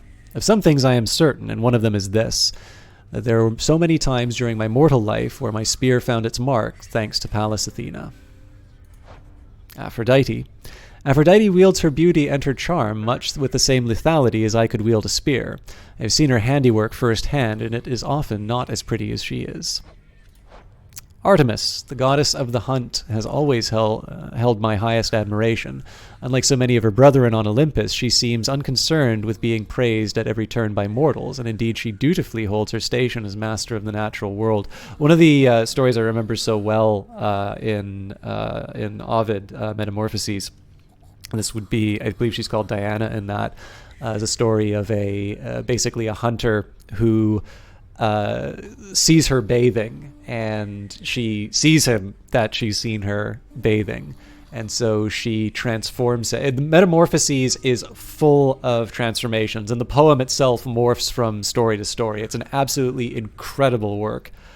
And that particular transformation, his hands start pushing together into hooves, and he grows horns, and he becomes the stag that his hunting companions chase and hunt down. There's actually another one in there where one of Apollo's sort of illegitimate children comes to find him, and the story basically is, "Hey, Dad, can I borrow the car?" "No." "Ah, come on, Dad. If you really love me, you'd let me borrow the car." "Okay, son, but don't drive too fast." And he does. But that's less dramatic than the way Ovid tells it. Ares, although my heart has long since stopped, it yet holds love in it for all the gods save one, the one who made me and ruined me as well. I have no kind words to impart to him, except perhaps in the form of this concession. War, much like the heavens and the sea, can be considered as a force of nature. Dionysus. Perhaps I had to feel a kinship with this easygoing son of Zeus, for it is said that he has some mortal blood in him, not just divinity. Now, I think it might have been Dionysus who sprang out of... It is Dionysus, right, that sprang out of Zeus's head fully formed. Or am I missing something? Again, it all runs together. Did the philosophy stuff, not the myth. Hermes, one of the free-spirited sons of Zeus, he is a patron to travelers, traders, even tricksters. Youthful in spirit and appearance, he could be mistaken for a common lad, if not for his extraordinary swiftness. Others of note. Right, we've already done this. The Underworld, House of Hades. Having been appointed by the Fates to reign beneath the earth for eternity, the Master was awarded a permanent place of residence at the base of his domain, in addition to a wide variety of responsibilities to the dead. Tartarus, the lowest reaches of the Underworld are reserved not just for the Master's own abode, but for the benefit of every wretch who, in the course of drawing breath, failed every opportunity to leave any sort of positive impression behind. Asphodel. Among the many reasons it is best for mortals to strive to treat each other reasonably well is that, after having lived their short lives, they may wind up stuck with one another for eternity in the meadows of Asphodel. Elysium. Some mortals surely wish they would wish to live forever if they... Some mortals surely would wish to live forever if only they could, though for the sensible ones, spending an eternity in the fields of Elysium would be their foremost choice, to be forever in that beautiful place together with only the greatest souls who have ever lived. Infernal Arms, the Stygian Blade. So this is the one we started the playthrough with. Stygius, the Blade of the Underworld, must have been among the finest weapons ever wielded back when it was whole. Learn more by slaying foes with the Stygian Blade, so that's 6. Heart-Seeking Bow. Coronacht, the so-called Heart-Seeker, is certainly the finest bow ever conceived and wielded once by none other than Mistress Hera, Zeus's wife, who stood side by side with... Okay, I need to shut up and just let them tell the story. Who stood side by side with Zeus on better terms back then, as they drove back the Titans under a storm of arrows and thunder. Hera has since abandoned her once warlike ways, quite understandably, for she has greater matters to attend to now. However, Coronacht yet yearns for further bloodshed. Shield of Chaos. Aegis, the Shield of Chaos, is descended from the very Aegis wielded by Lord Zeus and by Athena, his most favored daughter. The Lord of Thunder defended his brothers and sisters using that very shield when, together, they conspired to drive the Titans back into the lowest reaches of the underworld. The shield was shattered, yet a burning effigy remains, its power still intact, a power sealed within the visage of a monstrous entity even the Titans feared. Perilous Foes, Wretched Thug. The dead in Tartarus are here, in general, because they did not deserve a noble death. They were knaves, scoundrels, cutthroats, the worst that mortals have to offer. Wretched Witch, practitioners of foul arts. Their lives inevitably were cut short, but now continue in a way within the bowels of the earth. Here, the sole remaining source of purpose that they have is to snuff out the final vestiges of life that they find their way into this grim domain. I could try and do the reading the way the old man does. There is ample room in Tartarus, even for these prodigious boorish entities, who doubtless were intolerable even when they lived. The ashes of the dead are... Wretched Pest. The ashes of the dead are copious within the underworld, sometimes congealing into... That was a terrible impression, by the way. Just in case somebody thought that was... I thought that was what it sounded like.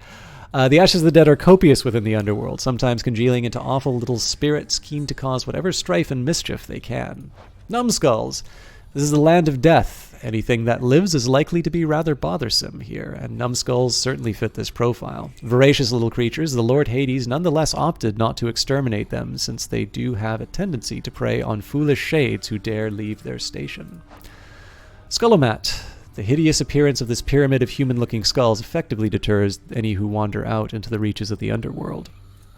Brimstone. The pressures of the lowest reaches of the underworld forge these terrifying crystal entities imbued with overflowing hatred for the essence of the damned, which gives them something much akin to life. Inferno Bomber. As if forged bronze is insufficient in its keen ability to put an end to life, there have been those who studied the eldritch art of chemistry to fashion devastating fiery devices known as bombs. Slam Dancer, marauding warriors that once lived in sin and lusted after murder, now reborn beneath the earth, eternally reliving their final violent moments of their days of war and strife. Wavemaker, one-time signs of many long-forgotten cults which worship monsters slain by heroes at some point.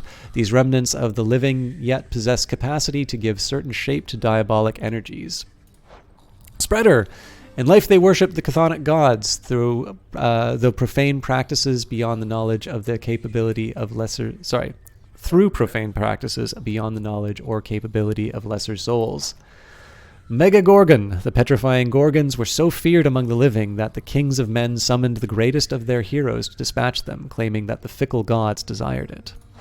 Bone Hydra, stripped of the flesh unto... I have to slay this thing 15 more times. This game doesn't have very much confidence in my ability to win. Stripped of the flesh, the hero Hercules sliced through and cauterized. The Hydra now resides within the underworld, stewing in the scintillating tumult of the fire river called Phlegethon. Flame Wheel. The chariot is a famous symbol of warfare and technology of many mortal days. However, its specific role in battles sometimes exaggerated. Chariots ushered men like me to the front lines.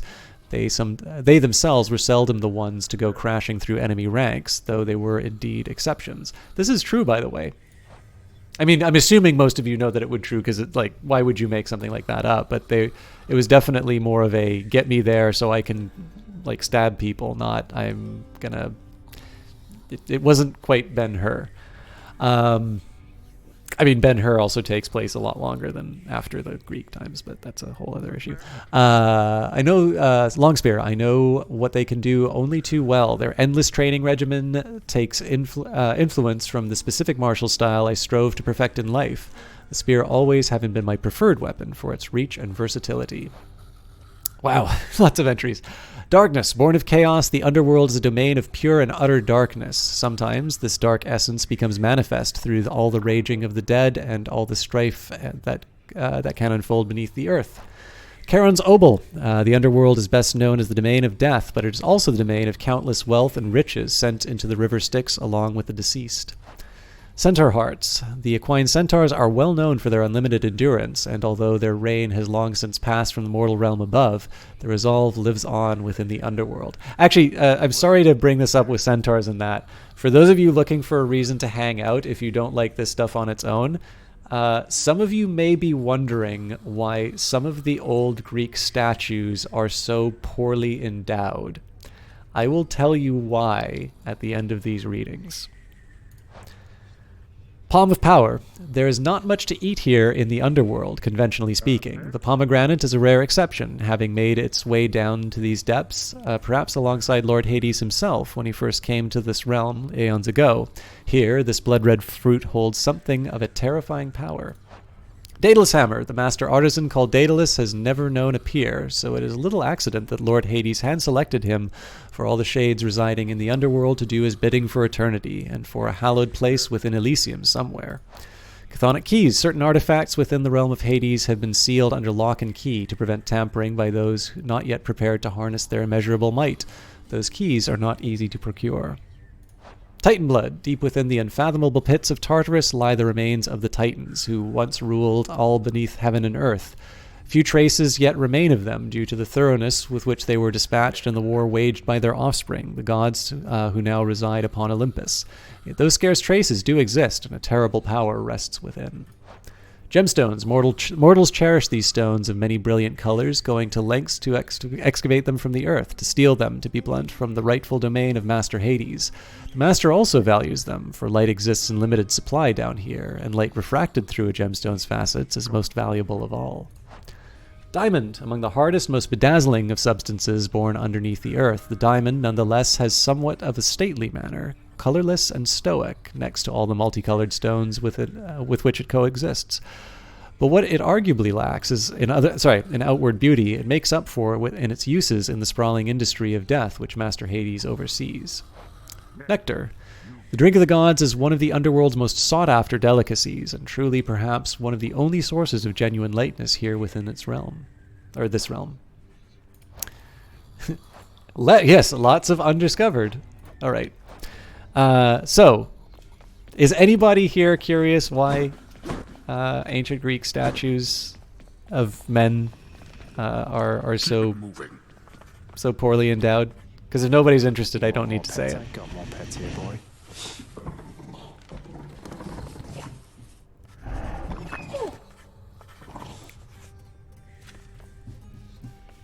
I don't think we have any gemstones. Maybe you'll have something more affordable next time. Wonder where Nyx went. I do love the little emotes. They simply would prefer the sun to shine less brightly. Very nice callback.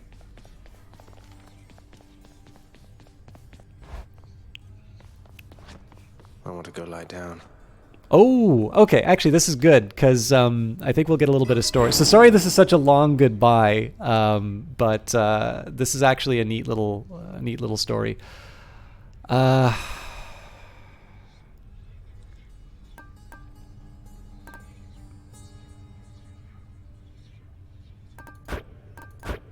Kind of have to now, so. Feeling good. I will lie down in a second, but women would think their husbands are... No, okay. So, there is a god, Priapus, who has this comically large organ. And if you... Next time you make it to the big VIP area upstairs, you watch out for those weapon-wielding gents out there. The eyeball soul thing that pops out when you beat them, you gotta squash those too, or else they'll grab their gear and come right back. Crush the souls of Elysium's exalted shades to stop them from regenerating over and over. I'll definitely do that next time I'm there. We'll unlock the... Let's see what's in here. Varatha, the Eternal Spear. Join my pursuit. Hey, nice.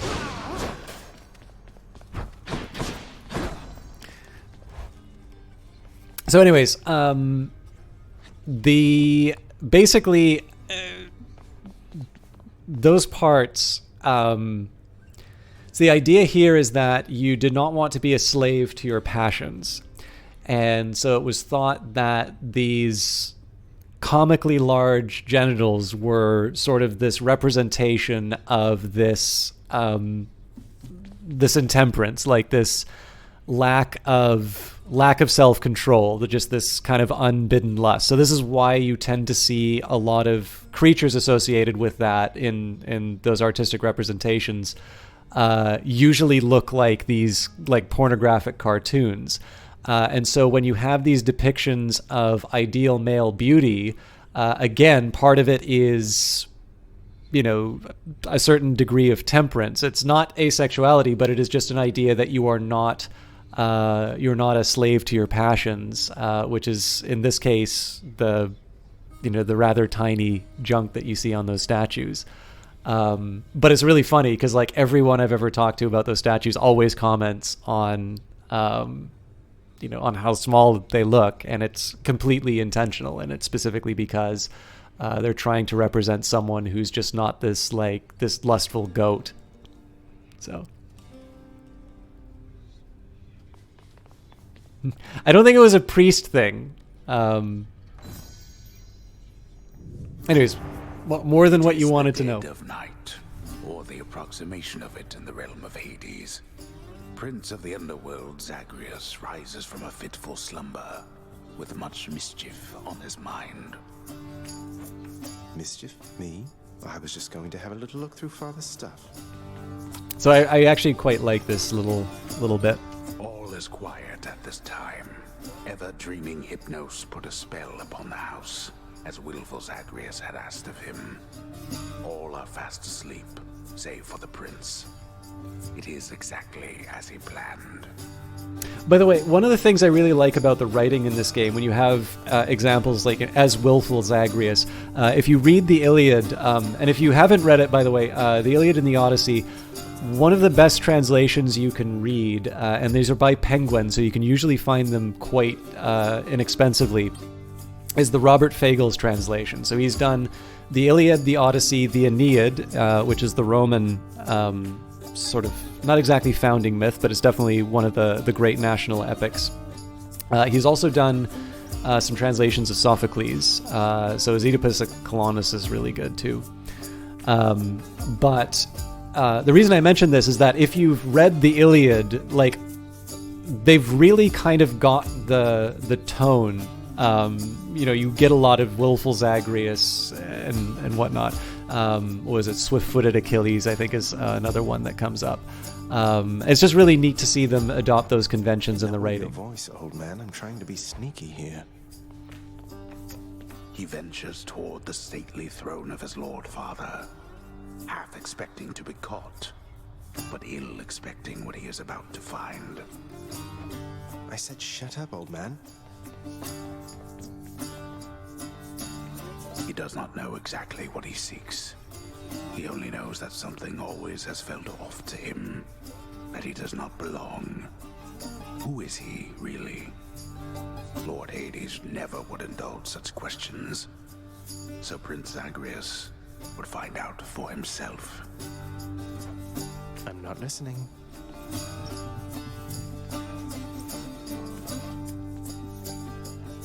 He rifles through his Lord Father's possessions. There is not much of any import there. Ledgers and administrative parchment work. Correspondence from Olympus which he had ignored. No trace of any reference to his son. But then, there is the note. Written finally in a hand and voice the likes of which the prince had never seen or heard. Hades, I can no longer tolerate my life here in this place. So I am leaving, even if it kills me. I won't be returning to Olympus. If there is a place where I belong in this world, it must be somewhere between heaven and hell. Perhaps it's on the coast and has a little garden. Take care of Cerberus. I shall miss him. Persephone. The wheat is a particularly nice touch here. So one of the stories that you get about Persephone is eventually a deal being struck where she has to spend part of her time in the underworld and part of her time out of the underworld, and this is why you have sort of winter and things dying. Thus did Prince of the Underworld Zagreus absorb the contents of this hidden letter, written in his mother's hand. His mother's hand? My mother's hand? Wait, what? You're saying this Persephone, that she's my mother? But Father always said that Nyx was that liar. He lied to me. They both did. All my life. Thus did the prince discover, inadvertently, the well-kept truth about his lineage. Entirely by chance, this did occur.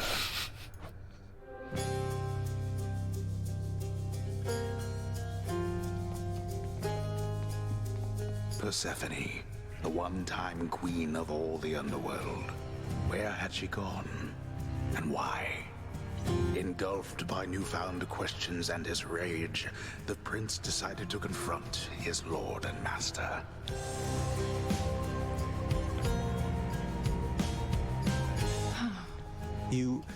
Why?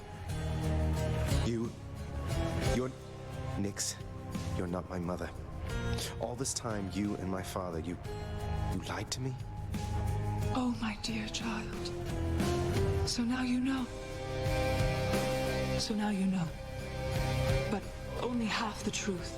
I can explain the rest, so please. It never was my wish to hurt you.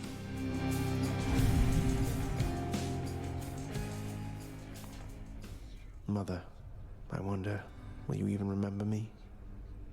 So yeah, I was really hoping that we could get to this, but I think we will go back, or I wonder, I'd kind of like it to save the progress. I'm not starting a new run, I'm getting it to save, so. Family. Death is your only family. Death and I. Best get accustomed to the both of us. No, not on your life. Are you kidding me? No, I don't want to give up. Okay, we're doing another round. Well, I'm doing a round until I can properly get out of here. I have to tell you something, little Hades. My relatives and I, we've been holding back one of our greatest gifts to see if you were worthy. And you are. My aid is yours. So call me if you need anything, especially to smash your enemies to bits. Poseidon's Aid. Your call makes you surge into foes while impervious for 1.2 seconds. 350 impact damage, max gauge bonus, 7.2 second duration. Press F to call for an Olympian's Age if you have such a boon. Uses one stock of your god gauge or all 4 stocks for much stronger effect. The wrath of Poseidon at my beck and call.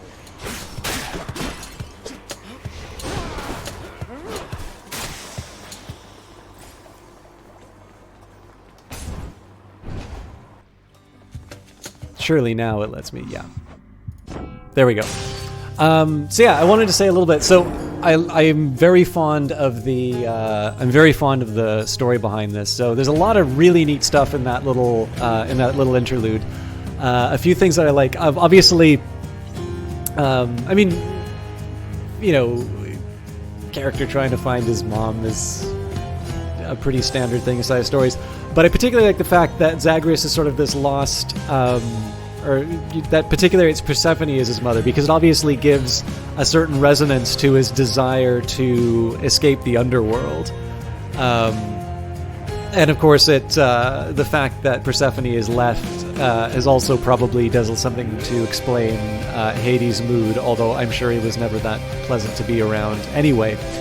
But the other thing that I kind of like too is, again, because the origins of this story are, you know, Supergiant pulling from some lesser-known myths in the form of the Orphic poems, I do kind of like how the narrator sometimes kind of interrupts or brings in, you know, has a little bit of a shape. I mean, in one case, it's sometimes, you know, fun to just break the fourth wall, but it's also kind of neat because, as you saw from those fragments, as kind of dull or as hard to understand as they were, I mean, essentially, this Orphic tradition is bringing in a new perspective in terms of some of these myths and using them in terms of their own interpretations. And so you have kind of this, you know, extremely highfalutin fan fiction almost. That's the origin of this story, right? You've got your Zagreus fan fiction and a bunch of people who made who made a religion around it.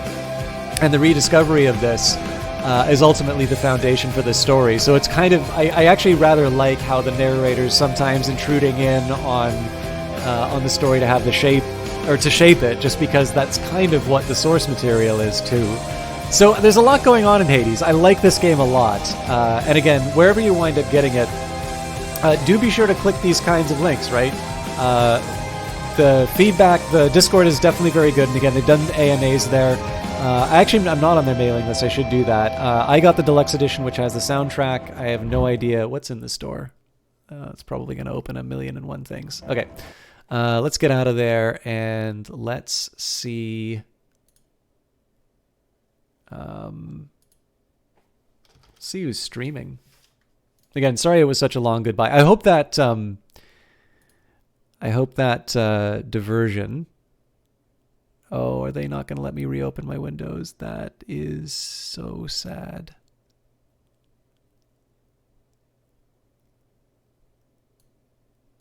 I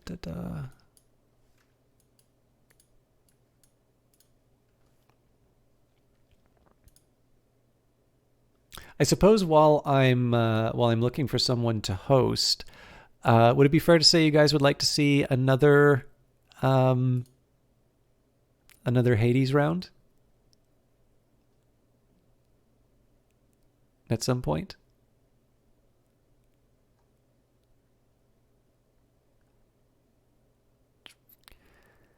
And let's host, it's actually been a while since I've hosted Kilgore Trout, so he is currently playing Deus Ex Human Revolution Director's Cut, so a fine product of Canadian game developers. Kilgore is a classic streamer. You enjoy it? Excellent. I like having you around. I actually played Far Cry Blood Dragon on Wednesday too, so there's another suggestion of yours. Kilgore is a fellow Canadian, does a lot of classic games. He's been doing Might and Magic games on both the GOG channel and his own. So that's been a lot of fun for him to watch him go through. But I will leave you with him and Deus Ex, or at least those of you who are left. Thank you everybody for hanging out, especially when I geeked out about ancient Greek stuff. And hopefully some of that was worth listening to. As far as plans, again, I'm going to do my best over the weekend to record some Morrowind episodes. I also had a couple. I'm sorry, Woban. I'm actually... I was like 15 minutes past my time, and then I spent another half hour doing some of the lore stuff. But you can check out the VOD. It was an excellent stream. No, it's a really fun game. If you haven't checked it out, I highly recommend that you do. But yeah, I'm going to try and lock in a couple of Morrowind episodes. I will be recording those over the weekend. There's another YouTube series that I'm planning on starting up relatively soon, but I need to find the time to record that. I have a feeling I'm going to be doing something new on Monday. If not, we'll be back to Planetfall.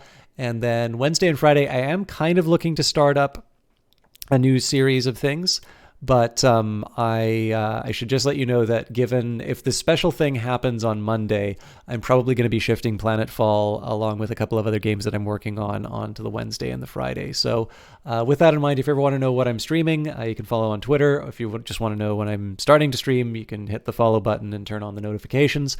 And as for the rest of it, for those of you who are left, let's give Kilgore Trout a lovely welcome. And I hope you guys enjoy Deus Ex Human Revolution. Until Monday, have a good night.